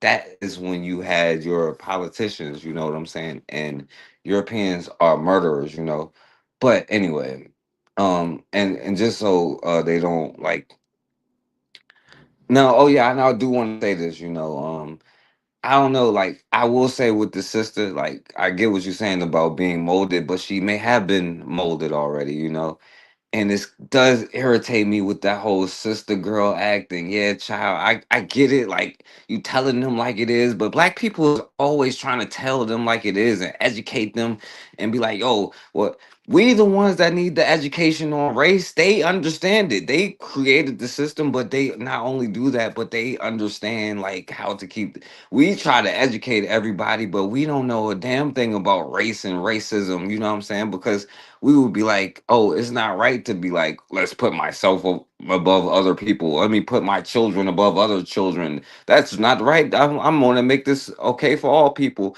And we sitting there like, oh, let me educate you, like the system of racism and blah, blah. Yeah, duh. Like, that's why I did it. You know what I'm saying? So I can control your resources and have you paying me to make you my slave. You know what I'm saying? Like, of course I'm doing that. We the ones that need to, like, I do get irritated with that whole like, let me educate you on like the sassiness of black people. You know what I'm saying? But I would say this just so they don't, so we could keep going real quick, so we could get through it. Um, I would say this, right, and just so I would say I would even support the sister and hold her to the fire if she says something like this, because I've been saying something like this. So if she does say this, I Oh, for would the even labor that support was her. stolen and killed and all the other things, right? But the fact is, Okay, I'm not sorry. only do you owe for the labor that was stolen and killed and all the other things, right? But the fact is, like, we end up being so far behind. We should have known this was coming, but Jasmine, Uh, so I don't know. Just this past week, black people to pay. just this past week, I saw, I don't remember which celebrity, but it was actually a celebrity. And I was like, I don't know that that's not necessarily a bad idea, but I'd have to think through it a lot. One of the things that they propose is black folk not have to pay taxes for a certain amount of time, because then again, that puts money back in your pocket. But at the same time, it may not be as objectionable to some people about actually giving out dollars. But obviously, then you start dealing with the different tax brackets and things like that. And that's one of the reasons that, we argue the reparations make sense, because so many black folk, not only do you owe for the labor that was stolen and killed and all the other things, right? But the fact is, like, we end up being so far behind, right? And so it's like, how do you bring forth people? Exactly. And so it's like, if you do the no tax thing for people that are already, say, struggling and aren't really paying taxes in the first place, it doesn't really exactly. They may want those checks like yeah, all of that. But the point is, right? Because this is one thing that pisses me off. The fact, and then I don't know how like everybody don't be mad that you pay taxes on the stuff that's already yours, pay taxes on the taxes. But then us as black people, we pay all of these taxes. They don't give you the salt on your street. They don't. You still got the same potholes and all of this other stuff. And then us, we paying. It's like paying tribute. You know what I'm saying? We are paying them to do whatever to us. We're funding our own destruction, you know what I'm saying, by paying these taxes. And I say this all the time, and that's a whole separate thing about, and even if we have it on our own selves where we keep it all together, you know what I'm saying, where we support ourselves, and if our tax money go to our own communities, to our own schools and all of this other stuff, but we'll see, so they don't gaslight us later, right? Because they're gonna be like, bring this up and be like, she said this. So we'll see if she goes forward was speaking for black people, or will she go for it? But at the same time, black people did raise like $2 million in like an hour for like Kamala Harris. So I don't know. We'll see. Brother Forecast, can I ask you a question? Yeah. Like I like to fix stuff, even though I can't see anymore. Sometimes, I like to fix stuff, especially electronics. I put my my fire alarms in. I got a few other things. I like to, I got to rebuild my cabinets, and I can't really see much, but I'm gonna still do it anyways. I like to use tools, and I know you probably like to use tools as well. Have you ever had a conversation with your hammer or your screwdriver, or even a wrench? Have you ever like had, and the screwdriver told you what his day was like, or how it was going to work for you? Did the screwdriver say, well, if you put me a little bit closer to the, the head of the screw, I'd like to do this today, and maybe tomorrow we can go ahead and use, Phillips, even though I'm not a Phillips. I've never had that happen. Maybe when I was taking mushrooms, I might have, like, my hammer probably talked to me. Politicians are nothing more than a tool. What she says, and hopefully this alleviate your frustration, what she's talking about is immaterial to me unless I can use it. Here's what I mean. She could be talking about no taxes. Shoot, Donald Trump spent his life not doing it, and half of their Congress right now that's making money, including Nancy Pelosi, hasn't paid a dime yet Okay, and they're making money off stock market trades. So what she says might, it's again, black folks love emotion and they love rhetoric. But when it comes down to it, look, I'd like to take it further. Instead of her talk, my thing is like walk into a store, take everything, and if somebody says you're shoplifting, shoot them in the head. Okay, because it's owed to us. Okay, walk into a hospital, even if you've got ingrown toenails and somebody's out there with their head cut off, and you get in front of the line and say, no, Megan can wait. Brad could wait. You got to work with my ingrown toenail. And if they don't work on you before Brad, shoot them, kill them. Why am I saying that? Because we're owed everything, including the breath out of their mouths. But to talk about, why we don't have to pay, again, we follow so many rules and we're always using somebody else's frame of reference of so-called morality and so-called governance and so-called society, then now all we are relegated to is frustration about what Jasmine Crockett may say or what Donald Trump may do or what. No, this is a war zone. Okay, and in war zone, there's no arbitration in terms of like, well, I wonder what they're going to do for me or what are they going to say or what I don't like what that. No, you shoot. Okay, it's like, hey, this is war. It's a competitive war, not just in terms of physical, but also in terms of money, in terms of education, in terms of deals, opportunity, connectivity, access, whatever you want. It's a war. My thing is, I'll hear what she has to say. One, because her voice is cute. I could care less. But what she says to me is like arguing with a screwdriver in one ear and out the other, because chances are whatever she says is so immaterial because at the bottom line is she could try all she wants. Now, I'm not saying that they shouldn't. I'm not saying, oh, no, you shouldn't go for a check. Damn it, go for it. Do whatever it is, but just make sure you know exactly what United Snakes is all about and that it's a Thucydides trap. It's about whoever controls those courtrooms and how you could either blackmail or how you could either pay to get whatever agenda you want done. You want to learn, you want to go ahead and make goat milking a federal holiday, damn it, do it. Go ahead and get your senator and say, I got some pictures with you and some midget nuns, and either I release these pictures or goat milking becomes a holiday. So chances are it'll be National Goat Milking Day. So the thing is it's all about whatever she says is, to me, is like, okay, that makes Black Americans feel good because they always want rhetoric that makes them feel included or special or whatever. My thing is like, look, she's got a seat in that so-called Congress, and I have yet to see somebody go ahead and write something saying, yeah, Jasmine, we found out that your weaves or that your weaves caused 3 deaths over there in Kathmandu. Well, we're gonna let the folks know this unless we get this from you and you vote our agenda. AIPAC does it. Every brother forecast. This is the thing. Black folks just don't get it. They're so caught up into what ego and not caught up into reality in terms of, look, I could care less about this young lady. Bottom line is I care about an agenda. If whether she's in office and can get it done or they put Winnie the Pooh in, my agenda has to get done. And that's the thing, brother forecast, that I try to like impart in folks over and over and over. She's almost out of there. She got redistricted out of her district and she's trying to be senator. So, talking to her, you'd have a better conversation and get more productivity done if you talk to your coffee machine. It'll get more done for you than frustration out of whatever she says, because chances are she'll be looking to see if she could vote you into Congress so she could get an agenda. Whatever you want, come up with a concrete agenda, whether it's goat milking, reparations, or you want to go ahead and build a nuke. Get your agenda, and if whoever doesn't do it, get to the next guy and say, hey, this dude he wants your job. I'm going with this guy. And chances are you'll either get closer or at least somebody will go ahead and open their ear for you. I mean, hopefully that'll alleviate some of that frustration, brother forecast.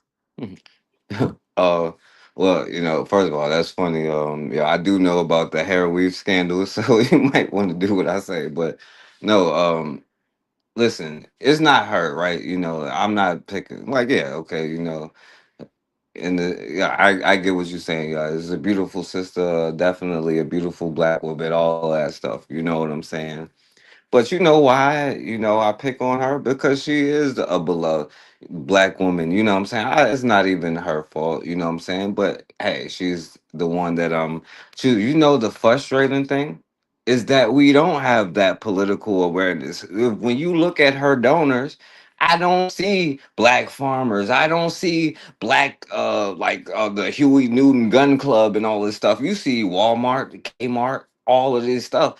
It's not her fault. She's going to take the money of whoever gives her the thing. But the problem is, like, Negroes will argue me up and down about her, which is why I'm kind of using her, just so we could see who was actually listening and all of this stuff. But I guess, they're not listening, so it is what it is. But the problem is, the after all of this time, the unawareness that we have, you know what I'm saying, the fact that we can't sit here, like, she could be molded and all of this stuff, but the fact is, who's going to do the molding? We want to sit here and talk about being Americans, argue about who's better, the lesser of two evils, and all of this stuff. We are not funding our schools. We are not funding our politicians. That's the frustrating part, not the actual politicians.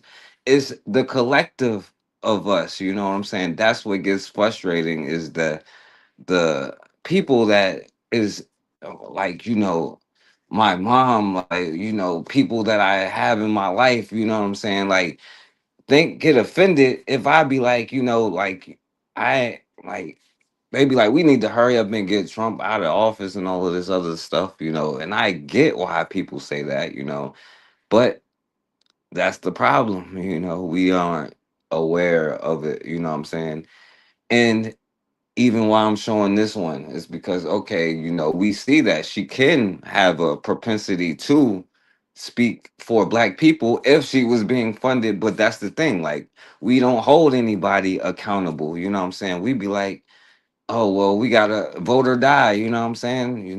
But um, well, Diddy did the But campaign forecast, when he's still in. I guarantee you, if I went to either Ted Cruz or even Tucker Carlson or even Nick Fuentes and I said, I'm going to back you for Congress. This is $30 million and I'm backing you for Congress. Matter of fact, your agenda is to make sure that every Tuesday, black folks get whatever they want free, even if it's from Kathmandu. I don't care.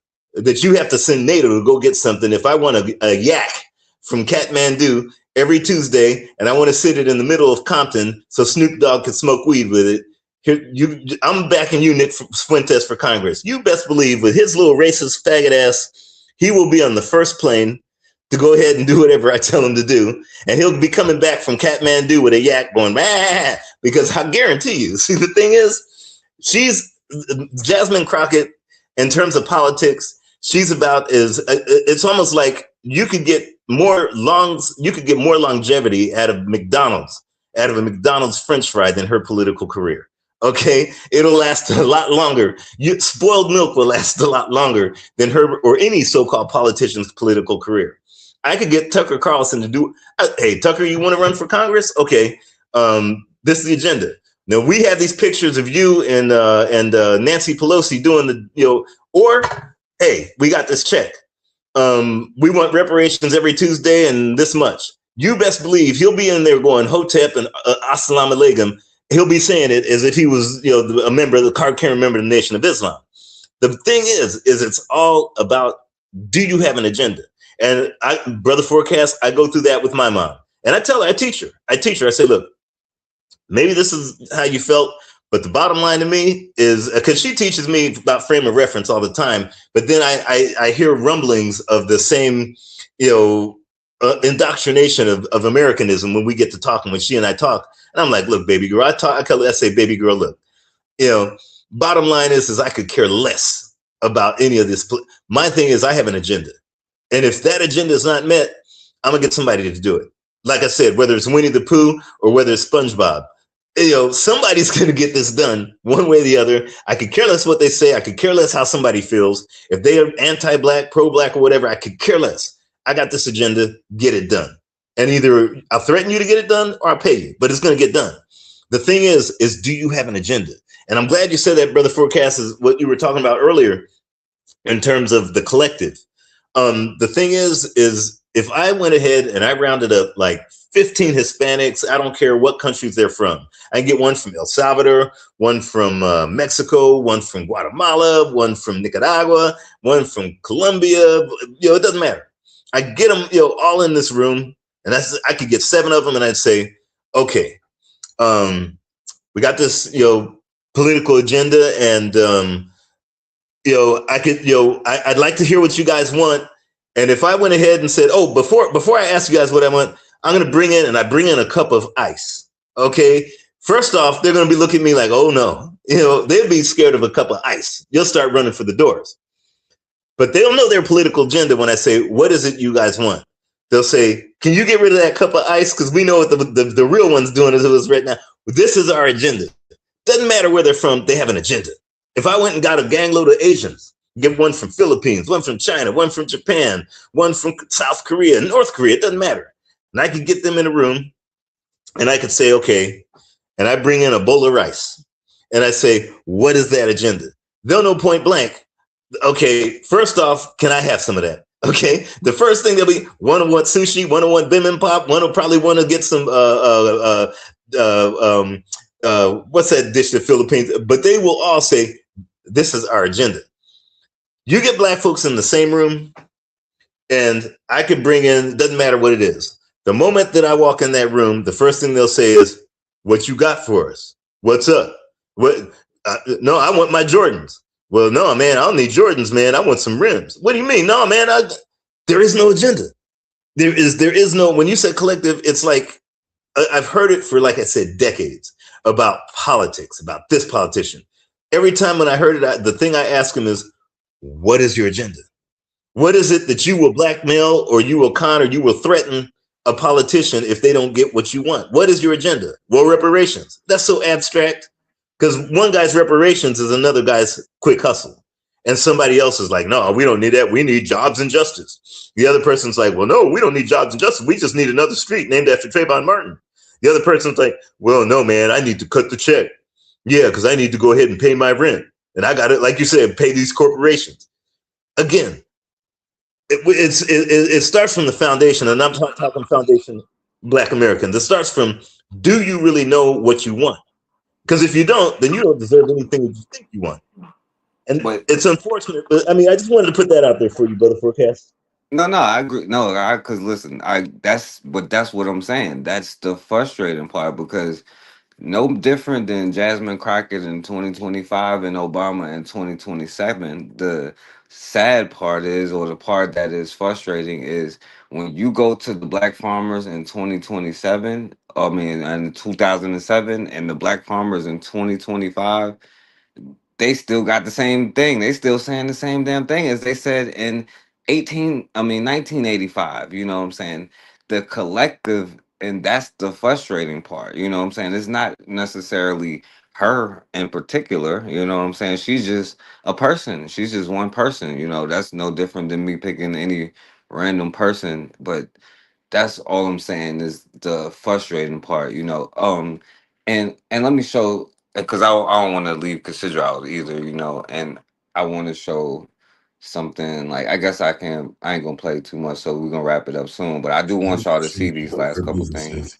In non-black communities. Sorry. Being that you are black, and then sometimes being that you even okay. So this is kind of add more onto the conversation that we having because this is definitely a good conversation. But being that you are black, and then sometimes being that you even grew up there. You got all these black business owners putting their businesses everywhere except black communities. They buying property everywhere except black communities. Developing real estate in everywhere that is not a black community. How is that happening if you, as a black person, are not, investing into your own community? The biggest problem with black people is that our wealthy, rich folks, black people, are not reinvesting into our communities. You're going to hear a lot of talk about them saying that our communities are not profitable. These are lies because other communities put their businesses in our communities. They build property in our communities all the time, and they make a lot of money. One of our biggest downfalls is that we don't believe in ourselves as much as we believe in other communities, and that needs to stop today. Black people need to believe in themselves and reinvest into their community. And I'm not saying everything he's saying, but I want to show you this because I'm on the. especially considering with you being over there, because they might have beat Walmart you over opens up in there. South Africa. Oh, and people are saying, well, it's going to be a lot of jobs and a lot of, but oh yeah, jobs. But yeah, I don't trust it. I don't trust it. I don't trust the way South Africa treats the Black Africans there. I don't trust it. I hope it's fair. But Walmart's been on some bullshit in America, so they're going to Africa. God dang, man! Every time some Western shit happens in Africa, I go, here we go. It's like a Trojan horse with this goddamn Walmart shit, man. Listen, they're gonna separate the aisles. They're gonna be like, we have the white, this is the white aisle, and this is the aisle for the blacks. Okay, everybody has to be in their aisle. Coloreds in that aisle, blacks in that aisle. There's gonna be apartheid in every aisle. You'd be like, we have a clean up. All I right. think Africa is starting to make some strides, with Abraham Traore, Burkina Faso, Niger, Mali, kicking out France. And out of the 54 countries, at least there's a couple countries that are trying their best to start to be self-sufficient, to stop, European colonization, recolonization, trying to detox themselves from brainwashing and inferiority complexes that happen in Africa. And just when you think there's some awakening happening, then Walmart shows up in South Africa. Man. And just real quick, because I do want to just show this. So it was like the Nestle products and stuff. This morning, you probably drank Nescafe or I ate know y'all Cheerios, probably know more even about this gave than your I baby do, Gerber food, fed your but I dog just wanted to Purina, put it out drank there. Poland spring water, had a Kit Kat. You gave money to Nestle, the company responsible for an estimated 1.5 million infant deaths in developing countries. The company that said water isn't a human right. The company that uses child slave labor in its cocoa supply chain. The company named the world's biggest plastic polluter. And they're still the largest food company on earth. $100 billion in annual revenue, 2,000 brands, 180 countries. Chances are you'll give them more money tomorrow. This isn't about guilt. This is about understanding how a corporation can cause mass suffering for decades. Baby. I think it was a shorter one, but oh no, here it goes. Let me think.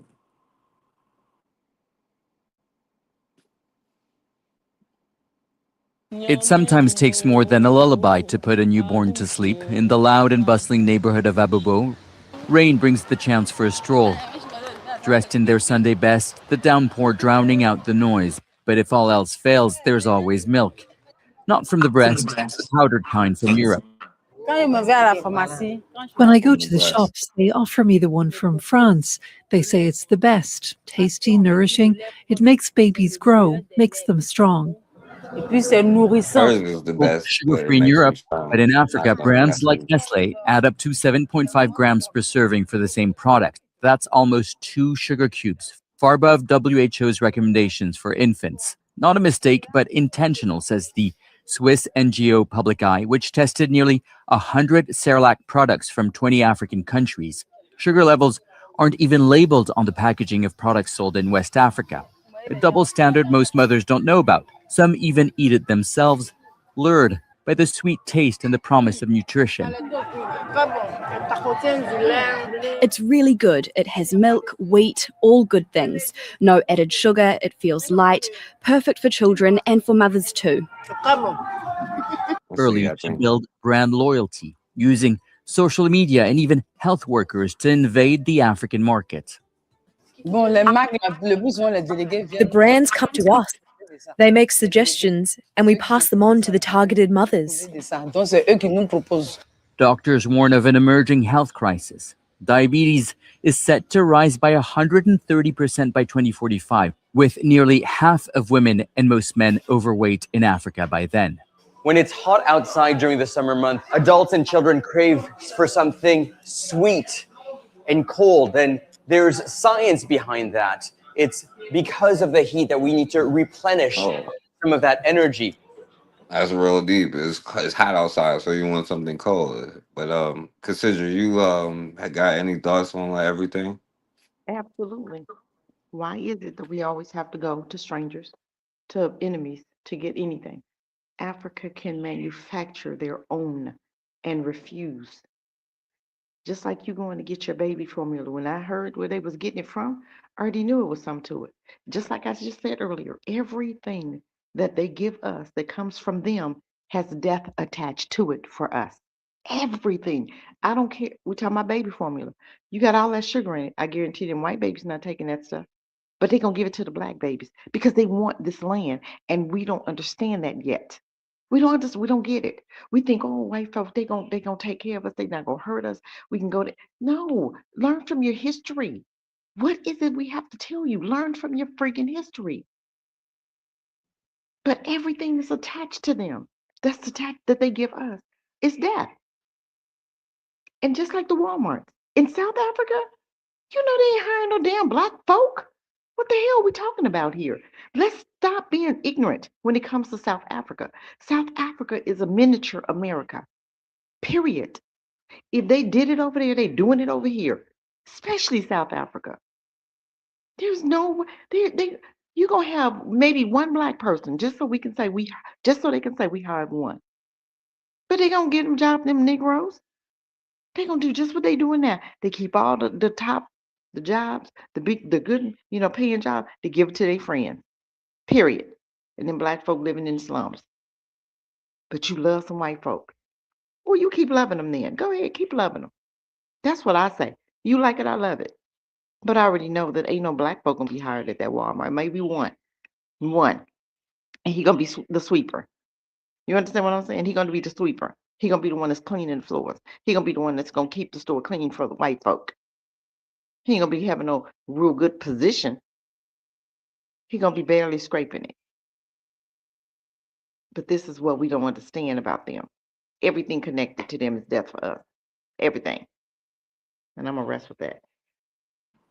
Yeah, and MC2, I want to hear what you guys say. And let me ask you this too. Like, now say if we did connect with like which like yeah, I agree. Like, but do you think with the mindset of black people globally, right? Like just where we are right now, right? If we connected with like let's say like let's just use a random like North Korea or something, whatever, and we'd be like, yo, Kim Jong Un, you know what I'm saying? Like, listen, we're gonna do this, and then we coming from the mindset of, all right, we just gonna use him for this, and we can be able to get nuclear stuff, and then that'll put us here. Or do you think that most black people, like globally, would be like, okay, well, we can actually make a friendship with this person, and we can trust them, and we will do business and do right by them, you know what I'm saying? Because right is right, of course, you know what I'm saying? And because Jesus is going to make us burn in hell if we actually look out for ourselves or something. Like, which do you like? Do you think black people is more likely to be like, along with all of the stuff that you were seeing and the stuff that you wanted to say before? Yeah, I think black folk would more like we would make kumbaya a religion. We would take a like Be singing it. Kwanzaa. We'd get rid of Kwanzaa and call it kumbaya.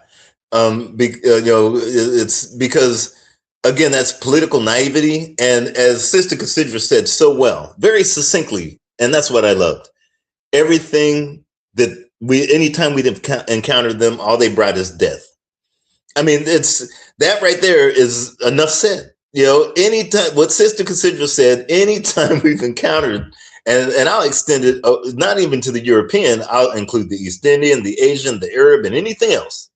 Anytime we've encountered somebody, or as Dr. John Henry Clark said, when the land met the sea and the sea, or the land kept fighting the sea, they always brought death. I mean, just look at it. Look at our condition right now. When it doesn't matter whether it's Walmart, it could be McDonald's, it could be a weed dispensary. It doesn't matter. The thing is if somebody sees an opportunity because they know that the individuals that are there are so naive that they will fall for anything. Well, shoot, they'd be foolish not to show up. I mean, I'm surprised it took Walmart this long. I mean, it's like, someone that's so naive and so blissfully unaware that they would go ahead. I mean, it's like somebody trying to pick their nose with a machete. I mean, clearly somebody doesn't get it. I would be the first one to go over there and say, hey, man, don't use a machete. I have a 50 cal bullet that actually works in your nose much better. Because if I could sell it to them, hey, why not? And that's what happens, unfortunately, with us. We're constantly trying to brush our teeth with a hammer, and we're trying to build a house with a toothbrush. And clearly, there's certain things made for certain jobs, and unfortunately, a lot of our folks still don't get it. So I'm not mad at Walmart, because Walmart said, hey, it happened in America. Why not shoot? If Negroes over there are going to buy everything, and as Brother Forecast said, we're instead of making deals with the enemy of our enemy, we're going to sit there and kumbaya. We might as well shoot. It'll start with Walmart. You'll have the Starbucks, the McDonald's, and everything else, because they're like, hey, these folks still don't get it. When Sister Cassidra was talking about the Sherlac that they're over there and they're selling, I mean, African people have been on this globe for millions of years. Now all of a sudden, a product, as Sister Cassidra said, that represents death. Now we need that, and it's killing us. Clearly, I mean, again, I might as well sell them toothbrushes that are actually hammers, because clearly, and it's not just in the African continent, because it's happened about 4 years ago in United States. We just call it a Popeye's chicken sandwich. Negroes were killing each other for this thing that they don't even know if it was really chicken. It could have been Soylent Green, or it could have been cat. Okay, I mean, there was a bunch of cats that were missing for a while, and everybody was thinking it was a pandemic. No, you might want to check and see what's in that meat, because the thing is, it doesn't matter where it is. We always think that whatever somebody else's, their water is wetter and their ice is colder, so therefore we got to buy it. Africans have been feeding their babies. Clearly, the world would not be where it's at right now if Black women didn't produce milk. So clearly, being that Africans are the first folks and the only people on this planet that have been around for millions of years, there is an experience, and I may be wrong, but I'm almost sure that Black women know how to feed their children. They know how to breastfeed. Okay, because clearly there's evidence. Otherwise, I would not be here talking to you. Now, all of a sudden, it takes some French devils to go ahead and conjure up some kind of concoction of poison that says this will make your babies better. Again, I mean, I might as well start selling hammer-made toothbrushes, because clearly we don't know, we don't get what basic common sense is around the globe. Whether it's chicken sandwiches that Negroes were killing each other for, I'll never forget that. You stepped in line, man, and Popeyes, man, I got to get mine. And, I mean, there were court cases, and folks got jailed because, because they either robbed I remember somebody got shot in a drive-through because they ran out of chicken sandwiches, a $2 chicken sandwich. God knows what was in it. I don't even think God knows. I think God probably sat back and said, oh, man, I was going to try to send somebody, because he didn't God even said, have leave this me out of DNA it. lab. Yeah, he's sitting there with the angels going, hey, anybody got that DNA lab? What's in this stuff? Man, they're eating it already. It might as well eat it now, because we can't test it. I mean, the thing is when you have a constituency, i.e. Black folks, that unfortunately don't look at themselves as value, and anything that someone else brings them is more value than themselves, it is no wonder a chicken sandwich, Sherlac out of some poison French food feeding babies, or even a Walmart in South Africa. It does not matter. It does not matter. The opportunists are going to continue, because it's not just crackers. Asians damn near own all the golden oil, and what they don't own, is it real? Arabs basically own damn near all of Northeast Africa. So it's not just, everybody's looking at it saying, look, we're dealing with folks that don't want to be around here anymore. So we might as well take what we can. And by the time they figure it out, hey, it's on them, not us. We're going to do what we need to do, because we're looking out for ourselves. Thank God they don't look out for themselves. So I hope that answers your question, Brother Forecast. Yeah, and that's all. It's deep, yo. You know how deep that sentence is? I'm surprised there isn't a Walmart over there already. That's how crazy it is in the world. And yeah, breast milk is not good enough. So I need to go to Walmart to get some Nestle milk to feed Exactly. my baby. Um, and just the last thing, right? Oh, because we ain't gonna be able to get to the regular topic today, but um, This was good enough. I think I don't know if this is now I don't know if you remember this MD2 in 1521 when we was on the slave ship and leaving Nigeria. I told you that this would happen. You know what I'm saying? And I don't know if you remember that conversation, but I'm just here to say I told you so. Moving now to Nigeria, where the federal government has made a major U-turn in their education policy. The government has scrapped a policy that made primary schools teach in indigenous languages instead of English. In simple terms, children will no longer be taught in their mother tongue. The government says their program didn't just fall short, it fell badly. The new education minister said the experiment had actually made learning worse. We have seen a mass failure rate in WAC, NCO, and JAMB in certain geopolitical zones of the country, and those are the ones that adopted this mother tongue in an oversubscribed manner. This is about evidence-based governance. English now stands as the medium of instruction from pre-primary to tertiary levels. This language mandate was introduced 3 years ago. The idea sounded simple and traditional. Teach young children in the language they speak at home. But it soon hit a wall. The government says many schools lack trained teachers. Textbooks in local languages weren't put in circulation. Exam pass rates began to drop, and parents complained their children struggled with English later on. The language debate runs much deeper than classrooms. Nigeria has more than 500 local languages, but English dominates the job market, universities, and global opportunities. And that has created a tug of war between cultural identity and modern reality, a concern echoed by the new education minister. Using the mother tongue language in Nigeria for the past 15 years has literally destroyed education in certain regions. We have to talk about evidence, not emotions. All this is happening as Nigeria's education system faces a much bigger crisis. All right. Get Because that I king said out that of was. there. Get his ass out of there. Sit his ass down. It You ain't wrong, over G. yet, Cassandra. It ain't over Oh my yet. God. Go ahead. No, because I told you this was gonna happen, and like when we was trying to consider it, when we was back in the 1600s and we was fighting them in Lord have Nigeria, mercy. We're but gonna I forget told you our this was culture. gonna happen.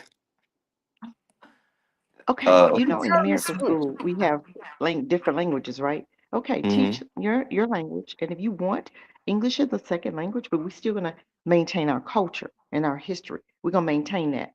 Now we can use English as a second language, but we're not gonna replace it. We're not gonna replace our culture and our language for an, no, we're not doing that. But you have some Negro or coon that got paid to tell them that English and America history and all that is better than your own culture. Come on, you guys. Come on. It can't get no worse than this. Go ahead. Mm-hmm. Well, no, it might Mm. can get worse than that. It Oh might my can. God. Mm. Mm. It Go ahead. maybe can. It'll, I don't know. Countries. Meanwhile, in the wake of China's disapproval of Trump's threat of military action in Nigeria as part of, efforts to protect Christians from persecution, a 2023 report by British newspaper The Times alleged that Chinese nationals in Nigeria's mining sector are funding terrorist groups to secure access to the country's mineral reserves. The exclusive investigation, which has resurfaced online, suggests that through bribes and illegal transactions, Beijing could be indirectly funding terror in Nigeria.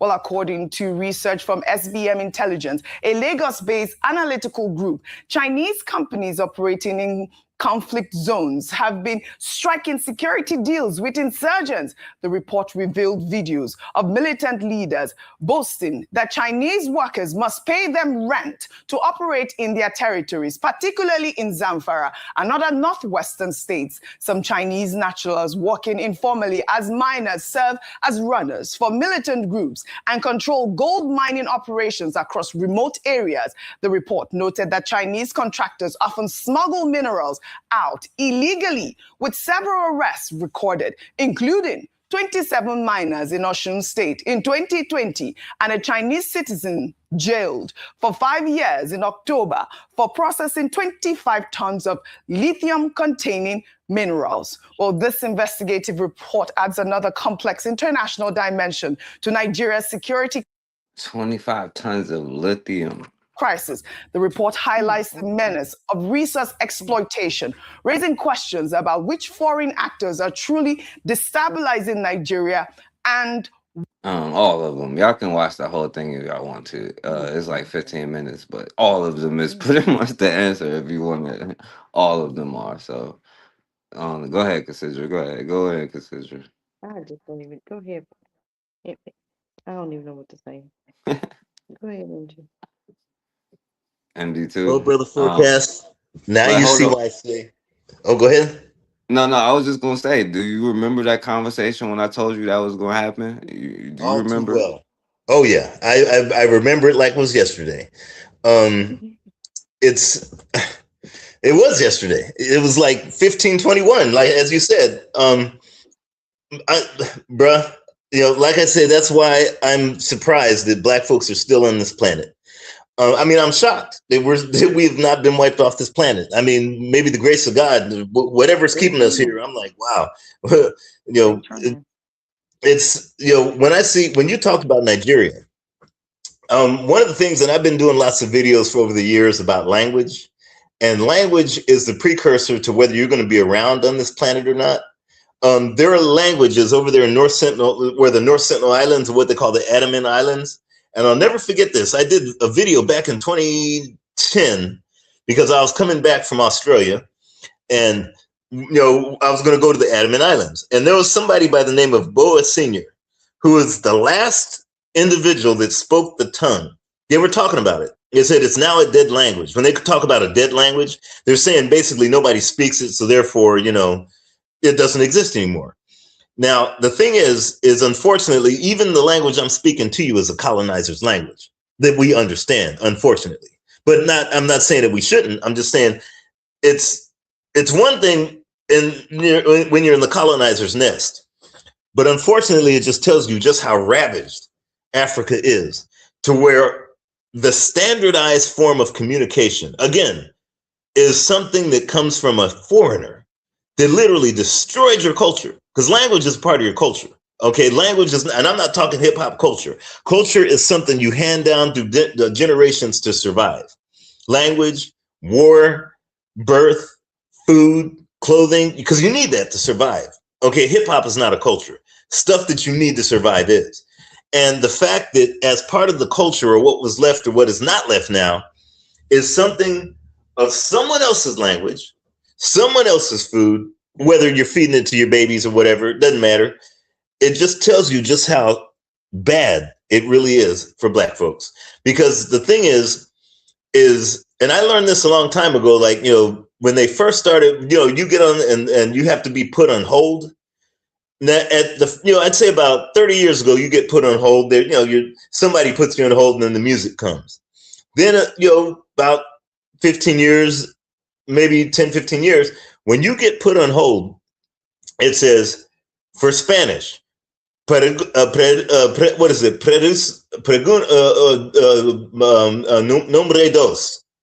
So clearly, language must be very important for the fact that even when you're doing commerce, they're trying to tell folks, look, we know that there's going to be another language that's going to be making money. Another language that's going to be very important.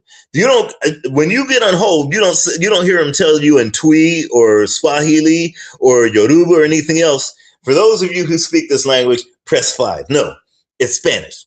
And then now what's funny is now you get it in Chinese, okay? And you'll get it in Thai and Cambodian. So therefore, it's like, okay, and they'll tell you in that language. For English, press 1. For Spanish, and this is what it was like, like 15 years ago. Now you know what it is, Brother Forecast, when I get put on hold. For Spanish, press 1. For Chinese, press 2. For English, press 4. So it kind of tells you how important language is. Because Spanish went from number 5, now it's number 1. Chinese is number 2. So clearly somebody's doing commerce and somebody's taking over and somebody's more important. Don't be surprised if grandchildren, or if our grandchildren will have to speak Chinese or Spanish, and English is maybe a second language, because of the fact that somebody was smart enough to say, well, yeah, we could rape their minds, take all the lithium. They don't mind. Shoot, they speak English. They don't even know their own language anymore. This is a dead language now. They don't even know who they are. So yeah, it's no wonder we can take all their minds. We can get them to even drink poison, and we'll call it baby milk. Shoot, we might as well put our stores in there. Shoot, Walmart did. I'm selling this. They don't even know who they are. Why not? Shoot, okay, yeah. What language do they speak? Well, they're speaking English, but shoot, now they're speaking Chinese. They got no other choice if they want to get paid. Shoot, the terrorists are speaking Chinese because they need money. At least 10 years ago they did, and now we own everything. This is what it's like, Brother Forecast, when you have a people that don't want to be on this planet anymore. And I'm not saying all blacks, but I'm saying most. The overwhelming, almost vast majority don't want to be here, except for vassals and consumers or workers for someone else. It's sick to just think that somebody has to get over there and say, our mother tongue. You should not have a language called our mother tongue. Somebody else's language should be the frame of references, something that's foreign to you, not your own. You don't hear Japanese saying, well, in Japan, and I've been there probably a dozen of times. I've never heard them use the term, well, we're speaking our mother tongue. No, they speak their language and everything else is foreign. Oh, yeah, you speak English? Oh, you speak Korean or whatever? They don't go, oh, yeah, we have to speak Japanese. You know that because you're there. When I was in China or when I was in Russia, I didn't have somebody say, yeah, the mother tongue of Russia. No. But when you're on the continent and you have to refer an adjective to your own language because you let somebody else's language be your frame of reference or be your standard, I'm shocked that black folks are still here, especially in Nigeria. Mark my words. In Nigeria, in about 30 years, it won't just be the language that changes. I'll guarantee you this much. You saw all them dark black folks over there. I guarantee you that at least 40% of the population is going to look like Drake. That's how bad it's about to get. And it's not going to be by their choice. It'll be the choice of foolishness. In other words, you're going to see more Tiger Woods looking individuals in 30 years over there. And if you're dark skinned and you're walking around looking like Idris Elba, take a picture because it's going to be worth a lot of money because it's going to be that rare.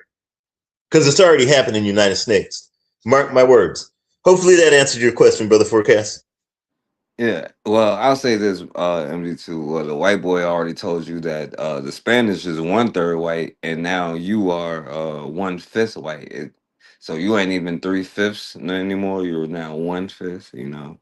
So just to be sure, we better learn yes, sir, in Spanish and Mandarin because we don't know which way it's gonna go. So just to be safe, we should probably learn both languages. But I will say this. God might not know what's in the food, but God probably also don't know how we still here because Cassidra might not like me saying it, but it's hard to be like how we not doomed at this point, But maybe whatchamacallit, change the subject. Yo, we didn't get the chance to get to the regular topic, man, because this is a whole nother thing. I wish we could have talked about this maybe next time, you know what I'm saying? Because Cassandra, look at some of the stuff that we could have seen today, you know what I'm saying? Speaking of why we are where we are, hopefully it play real quick. Oh damn, my bad. She said it might be a 7. If he's a colonizer with a slave fetish, Cassandra, we could have seen some terrible stuff tonight, Speaking of that, a brother talking about he's an individual and stuff like that, A different type of blackness than when No, it's not a somebody different that kind of. It's impossible to misconstrue what's going on here. that. So Go ahead. what is going on? When I get pulled over Must by be the police, nice. you know why? Because when they talk, You feel like that when you is get the pulled truth. over by the police? I do feel like that when I get pulled over Must by be the police. nice. You know he's why? not black. He's a. I am an individual. I am not a black man. I don't even know what that means. I am an individual. Well, A lot of us don't know what it do you means. feel like that? We could have seen some terrible. Yeah. Let him go to Pocatello, Idaho, and I think he'll get a real crash course in being a black man. I don't know. There's a lot of white girls out there. He might like it out there. I don't know. Until he get lynched, of course. He could go to Poca, West Virginia. Oh, he'll get a first hand course of that. All the And that we have came from like the filth of Europeans, like the saying, don't throw the baby out with the bathwater. Did you all know that there was an annual bath, right? And I said that right, annual. Europeans bathe once a year, one time a year. And it was normally in June, which is why June is the wedding month, by the way, because the woman would smell the freshest then. You know, she didn't stink as bad in June. So she would get married in June when she had her annual bath. And the reason why people say don't throw the baby out with the bathwater is because the oldest would get washed first. Like you had the privilege of using the clean bath water if you were the eldest in the house. And then by the time you got down to washing the baby, the water was black. I mean, as you could imagine, if you only bathe once a year, the water is not going to be clear when you get out of it. So you Brother can't Forecast? throw the baby out with the bathwater because you can lose the baby. You can't see the baby no more in the bathwater. Yeah. Brother Forecast? She Yeah. got that from a book by Terrence McLaughlin called Dirt, and it shows you just how critically filthy that these Europeans are. When they say it's raining cats and dogs, I ain't heard that one. What's that? Yeah, when they say it's raining cats and dogs, because I believe it was because the animals were up on the roof and they were so thatched, that literally they would be falling through. I mean, just pure filth. There was one incident where there was this one guy. He was kind of like, the I won't say like a friar or whatnot, but he was like he was very revered as almost like a politician or something like that. But he was, a fat white boy, the kind, you've seen him all the time, smelly, everybody pays tribute to that kind of guy. And I think it was like, it's almost like the old, like a rabbi or something, but not Jewish. But literally what happened is he had died. Okay. And they knew he had died. And I mean, this is who they are. When he had died, they in old Europe, they went ahead and took the clothes off the body. They didn't care what it was. Okay, they would take the shoes. I mean, it was like vultures. It's like, the carcass is down, and they're like, look, he ain't gonna use them no more. I'm taking it. This is what it was like in Europe, and kind of to this very day, they just do it differently. So they went to go grab that coat, because they were like, look, he's got this fat white boy, because again, they don't bathe. So what happened is they went to grab the coat, and the coat shifted. And they were like, what? And they went to grab, and the coat kept shifting. No, that was not the coat. It was a layer of fleas. That's how thick this white boy had, a layer of fleas that they thought was a coat. And this is, read the book Dirt by Terrence McLaughlin. And it tells you all these different things, in terms of like why, they had the umbrella, what was it? Oh, when I think it was like when somebody says heads up or something like that, because they used to throw their toilet stuff out of the windows, and so folks used to have to use their umbrellas, because they didn't have toilets. It was like, we'll just throw it out the window, ain't nobody. And so they would, heads up. I mean, just read that book, and I think that's where that came from. Yeah. So I know what this system is talking about. Yeah. Because people didn't believe me when I said this before, To hide the stains. That's disgusting. It's invented to hide the The stains. skin is like lice. It's Because speaking of lice, it was like, because, and of course, Cassidra sent me this one, because, I mean, we could have talked about a whole in my different thing. conversation regarding interracial relationships, and I thought to myself, it's only a matter of time before one of my little sister wives does something fucked up and we're back here on the internet talking about it again. So this will be where I end interracial relationships for this go around. And I've been doing this 5 years. I don't know how many times we've talked about interracial relationships. The irony is it always ends up with somebody being dead. And this time it's a little baby. She didn't like her black boyfriend's baby. So she killed him. It's mulatto baby.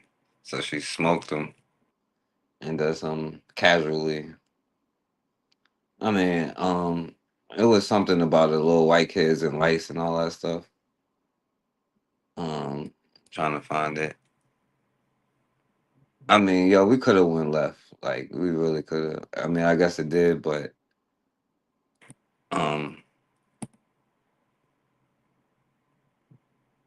of course, speaking of lice,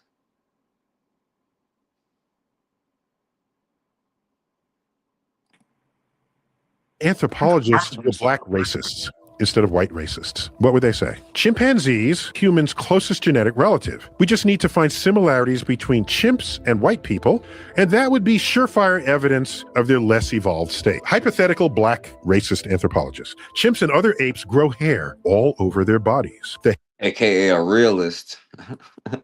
State. Hypothetical black racist anthropologist. Chimps and other apes grow hair all over their bodies. The hairiest people you've ever seen have been white people. Black people do not remotely approximate this level of hairiness. Distinct from their face, hands, and feet, part the hair of most chimpanzees the way they do to each other when checking for lice, and their skin color is white, not any shade of black or brown. Chimps tend to have big ears. The biggest ears I've ever seen on humans have been on white people. Have a look yourself next time you're in a crowded public place. White children are 30 times more susceptible to lice infestation than our black children. The parasite simply likes to lay eggs in the hair of chimpanzees and white people. Look how easy it is to be racist. Suppose Ain't that something? And of course, like, because I was going to explain to you how we was actually different, so all this love stuff don't even matter. A bit of a Neanderthal inside us. A study into the Not DNA all of us, but white girl. Now for a discovery which may surprise you. Scientists have found that most of us still have a little bit of a Neanderthal inside us.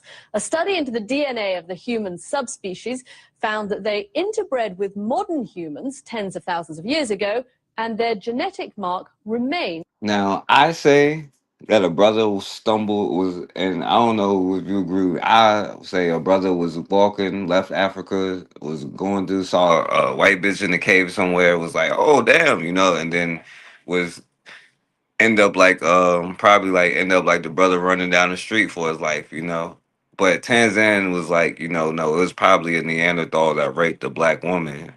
But I don't know why it was black. Like, it should be black men that was on the expedition, even though it was stupid. So I still think it was black men that messed up. You know what I'm saying? I would say that. But why that is important is because for health reasons and stuff like that, What we found was that after 3 months of taking either placebo, 1,000 units, 2,000, or 4,000 units a day, the actual dose that African Americans probably need to reach the target recommended by the Institute of Medicine is approximately 1,600 units of vitamin D per day. And that's vastly different than the guidelines issued by the Institute of Medicine, which recommend only 600 units a day for adults up to age 70. We have increasing evidence that higher levels of vitamin D, for instance, may be very important for improving survival from colorectal cancer. A lot of our research has suggested that colon cancer patients have much lower levels of vitamin D in the blood. So if we think that vitamin D is important not only for bone health, but also to protect people against these other chronic diseases, it may be very important to try and figure out what doses of vitamin D supplements people should be on to raise their blood levels. I think. And Brother Forecast. Mm-hmm. There was sorry for cutting you off, but I'm glad you brought up the thing with vitamin D. The thing is if you see the environment, of course, where does the majority of vitamin D come from? It comes from the sun, right? The sun. So yes, exactly. So it's no wonder that our folks, i.e. Africans, that are not in African lands, get these so-called diseases, because this is very, during COVID, the first thing folks were telling you is, man, you got to take some vitamin D. But let me tell you how criminal, and I got to thank Brother Kush from PKV, because I learned this from him about 20 some years ago, probably 22, 23 years ago. This is back in the day, there was because you got back in the day there was a disease called rickets, and from what I believe, even O.J. Simpson, when he was a child, he had rickets, and rickets is a deficiency of vitamin D. That means your body's not getting enough vitamin D. So back in the day when they were first starting, during the days of pasteurization, Louis Pasteur and all that, that little French piece of shit, whatever. They said, you know what, because they had pasteurized milk, and but they said, a lot of folks keep getting rickets. These folks keep continuing getting rickets. Now, if you think as Neil, the scientist, if you start thinking in terms of Neil deGrasse Tyson, what the real racists will do. So what did they do? They said, all these folks are getting rickets, most of them white. They said, you know what? These black folks aren't out the plantation now. They're starting to get rickets because they ain't working from sun up to sundown. So you know what happened? The rickets started coming in and coming in. You know, the lack of vitamin D, your bones aren't getting. So what did they do? They said, you know, we're going to start putting vitamin D in milk. Okay, so they started, you know, enriched with vitamin D. You know, and that's why you get all this milk out there now. You know, from the last 100 years, milk has been fortified with vitamin D. But this is how skillful criminal these crackers are. Who is mostly lactose intolerant? Black folks. Why do you think they put milk in vitamin D? Yeah, I'm lactose intolerant. Because they know that black folks are more than likely not going to be able to handle it because we can't handle their cow's milk. This is how skillful, this is the Bill Gates of yesteryear. We're talking some serious devils, criminals to the core. And as Barbara Sizemore said, our folks don't even get it to this day. I just want to put that out there for you. Yeah, and I don't know if it's true or not, but they like we would have to sit in the sun for an hour naked every day to get the amount of vitamin D that we need, while Europeans, crackers, pack whatever you call them, burn after 5 minutes. They get what they need, but then they burn, you know. And I was gonna show like how even in their field it's called like their albedo, you know what I'm saying? It's like how much you absorb sunlight and how much you reflect the sunlight. And you know, they have a skin that reflects this, and so they can't absorb sunlight, which you get you know, things that you need to live. Everything in the universe revolves around the sun. But even speaking on different things, because I wanted to show you this too, because it's three of them. It's the Nisovans, the Asians, Doctor, also right? switching Who gears was to also Neanderthals. Michio Kaku still with. But I mean, I guess it's irrelevant. I'll talk about it later. You know what I'm saying? But I do want to show you this though. I want to show you because it goes into what we was talking about.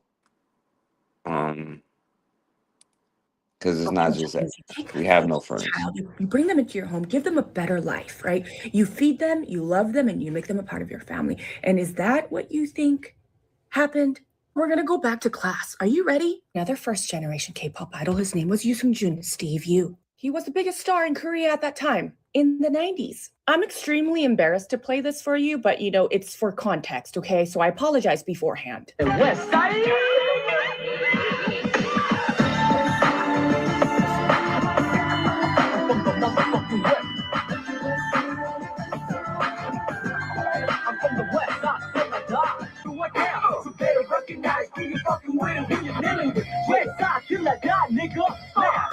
In the song, he says the N-word 7 times. Is that adopting the Western culture?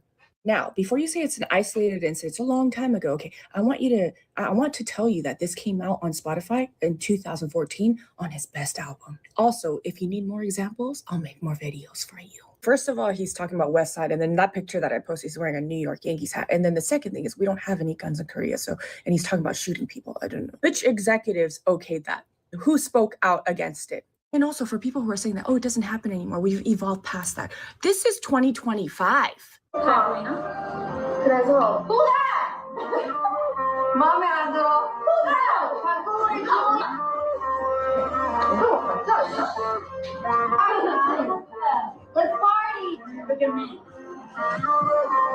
No, I'm talking about me flirting with my manager. Historically, nobody has done anything until the public uproars and they have to issue an apology.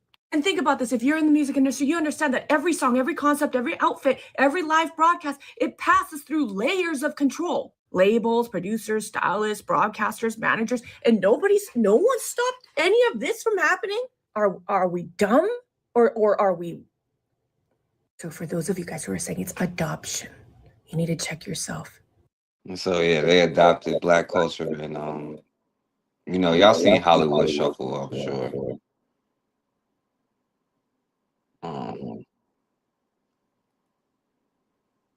I know y'all want to say something, but yo, look, this is something positive, so we can get off of here. Let's say something positive. Cause is you still there? I am. Yep. Okay. I got an echo now.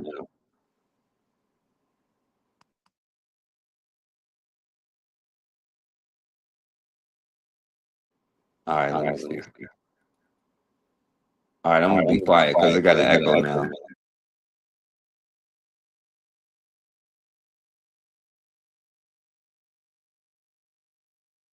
With item that I got from Dollar Tree. All right, today I'm going to be showing you how to make a windproof fire wick that you can easily put out just like that. With item that I got from Dollar Tree. Let's get into it. So the items that you would need for this, of course, you would need your natural rope. We need some wax, some Vaseline, and your little pot to melt it in. I'm also going to use this Sharpie marker. So first what you want to do is you want to cut your rope about 1 foot long. You want to melt your Vaseline.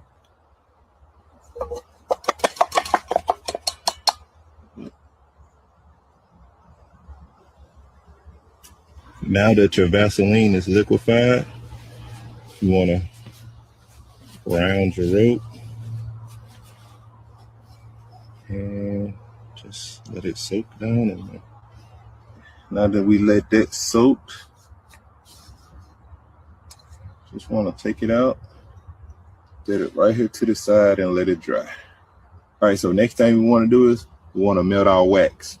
Now that the wax is liquefied, we want to take the rope that we soaked in Vaseline and we want to do the same thing with the wax. We want to take it out and let it dry. All right, now that these have dried, the only thing left to do is what you want to do. Just want to take it, you want to slide it right inside of there. And what I like to do is I put a knot on the end of it just so it won't slide all the way through. So what you want to do when you get ready to light these, you just want to fluff up the ends right there.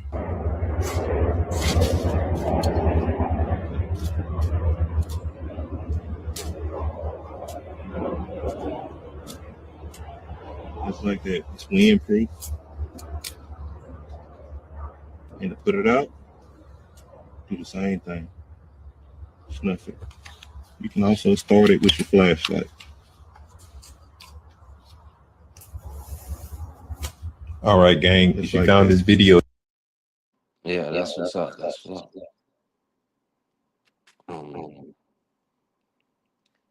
And yes, Cassidra, this is the mindset we should have. Yes, I love it. I'm James Wilbur, and I'm a father. Sean Grayson should be able to get out of jail. My daughter can get out of that burial vault and walk out of Oakwood Cemetery. And I know that clock that's waiting for him, he can get to it as soon as he can. And it wouldn't make me any difference at all. But there's a difference in this country when you have my skin color and Grayson's skin color. We need serious justice, not a miscarriage of justice that happened here in Peoria. We need to pass the George Floyd Policing Act. We need to pass the John Lewis Voting Act. We need to make the Sonia Massey law across the whole United States. Then no family in our country can go through what our family has gone through, because this man should have never had a badge and a gun. This man was kicked out of the service. He was in 6 police departments in 3.5 years. That is shameful. Shameful on Sangamon County for even having a person like that, giving him a gun and a badge. And his gun, he had a sight on it. He had a laser sight. So all he had to do was put that laser sight where. All right. The last thing. I'm sorry. But we got to go off this way, because we have to.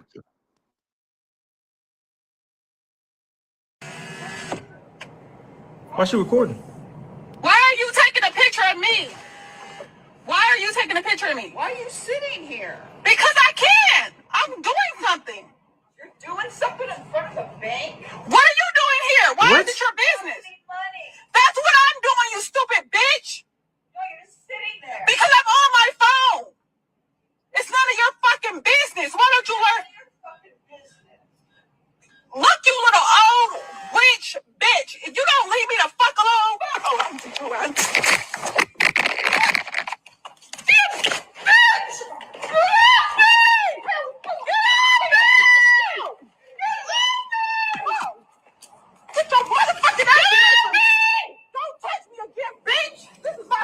This video has an internet divider. Why? Because it does.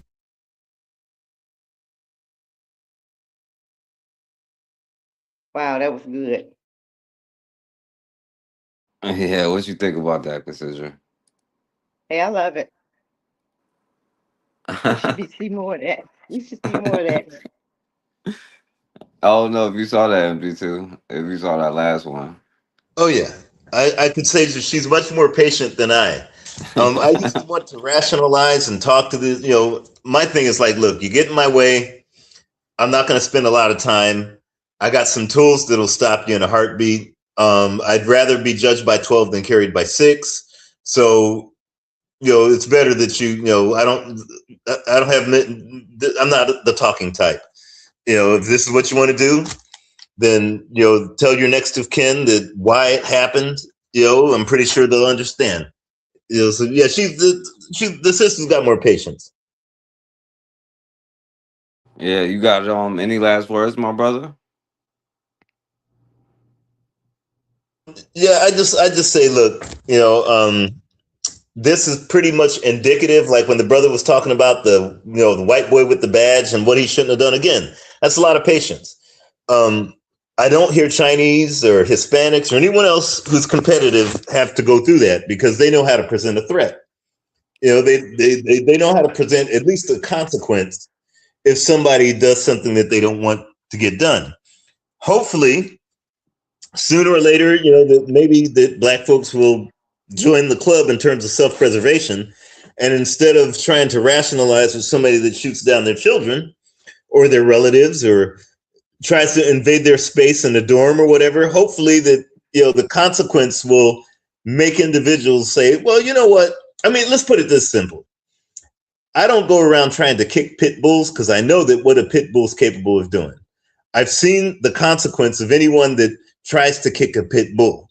So therefore, I'm not going to go about doing it. I hope Black folks become more like pit bulls to where individuals will say, you know what? I remember last time somebody did that and we lost a building.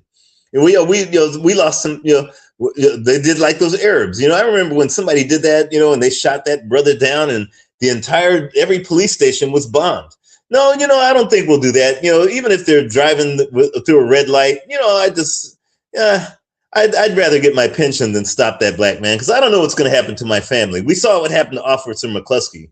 Yeah, man, we don't know who did it, but his whole family's gone. Yeah, I don't know. He stopped a black person and they still haven't found the guy yet. So, I know this guy's recklessly driving 100 miles an hour through every street light and just let him go because, I want to go fishing next week. I think once we start getting that kind of mentality, Brother Forecast, I tend to think that things might get a little better. I may be wrong, but I think that we won't be having conversations and seeing videos of what they did to us. It'll be more like whatever you do. Instead of clutching your purse to get in an elevator with a black person, it'd be like, "Sir, is there anything I can do for you?" I think things would change. I think consequence is a really good teacher, and I think that we need to learn from the best. Hopefully that answers your question there, Brother Forecast. Yeah, definitely. And I appreciate you for coming on here. Like, I appreciate because I be like waking up in the morning, and then I see like what you be posting, and then I be seeing the title, and then I'll be like, it'd be funny. And then, but you be spot on. So I appreciate you for coming on here. What I'm saying, shouts out to MD2. I ain't even see you, Raw. Shouts out to Raw in the building. She said we will be extinct if we don't do what is necessary, and y'all know the answer. Some of us know the answer, some of us don't. But Cassidra, we might be doomed. I don't know, Cassidra, we might be doomed. I know you say don't say that, but damn, it don't look good. I'm still Well, gonna keep hope alive for us. yeah. Yeah, but yo, so what you think about everything today? Like, it was another good one. What you think about everything?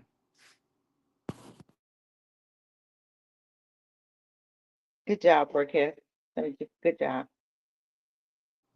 Yeah, I definitely appreciate you for coming on here. I definitely appreciate you, MD2. Y'all support Rome in the Bush, you know. Um, I will say this. Okay, put it this way. Consider you in China, I mean, you in Africa. So you should probably learn Mandarin. I'm in America, so and I'm in Virginia, so I should probably learn Spanish. And then we'll teach each other, and then we'll learn how to say yes, sir, in all of those languages. How does that sound to y'all? And MD2, you and you gonna learn Spanish before I do, so you could teach me Spanish. And consider you in Africa, you could teach me um a Mandarin, how to say yes, sir. So how that sound to y'all? Si, senor. Yes, sir. What you think, Consider you gonna learn Mandarin and learn how to say yes, sir, in Chinese? I don't know how to say it in English. You know, I ain't gonna learn it in Chinese or Mandarin or whatever. Or Swahili or no other language. If I don't say it in America, you know, I ain't gonna say it in no other language. Consider retired now. She ain't trying to hear none of that. But yeah, shouts out to both of y'all. Huh? I said no, thank you. Too old to be conform. I'm too old to conform, honey. If you ain't get me when I was younger, you won't get it now. That's all I'm saying. Yeah, see, that's why I be having this live with you, considering nobody else, you know, because the rest of us gonna be like, I'm gonna say yes, sir. I'm gonna stick with the old English for as long as that lasts. So, I'm gonna let y'all have that one. The only thing that I want when I say yes, sir, is they're like, did you kill all these folks? Why did you have to kill 20,000? Yes, sir, I did. Exactly. That's what I'm. Now you talking. Okay, now you're talking. You know, did you shoot the? Yes, sir, I totally did. Exactly. Come on now. Come on now. That's what I'm talking about.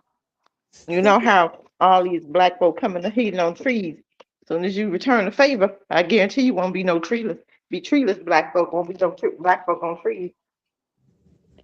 Yeah. So this is consequences and paychecks. That's what I'm gonna rename this one, consequences and paychecks. So definitely, shouts out to y'all, man. And as always, we have got to start standing for something, or we will keep falling for anything. Peace, family.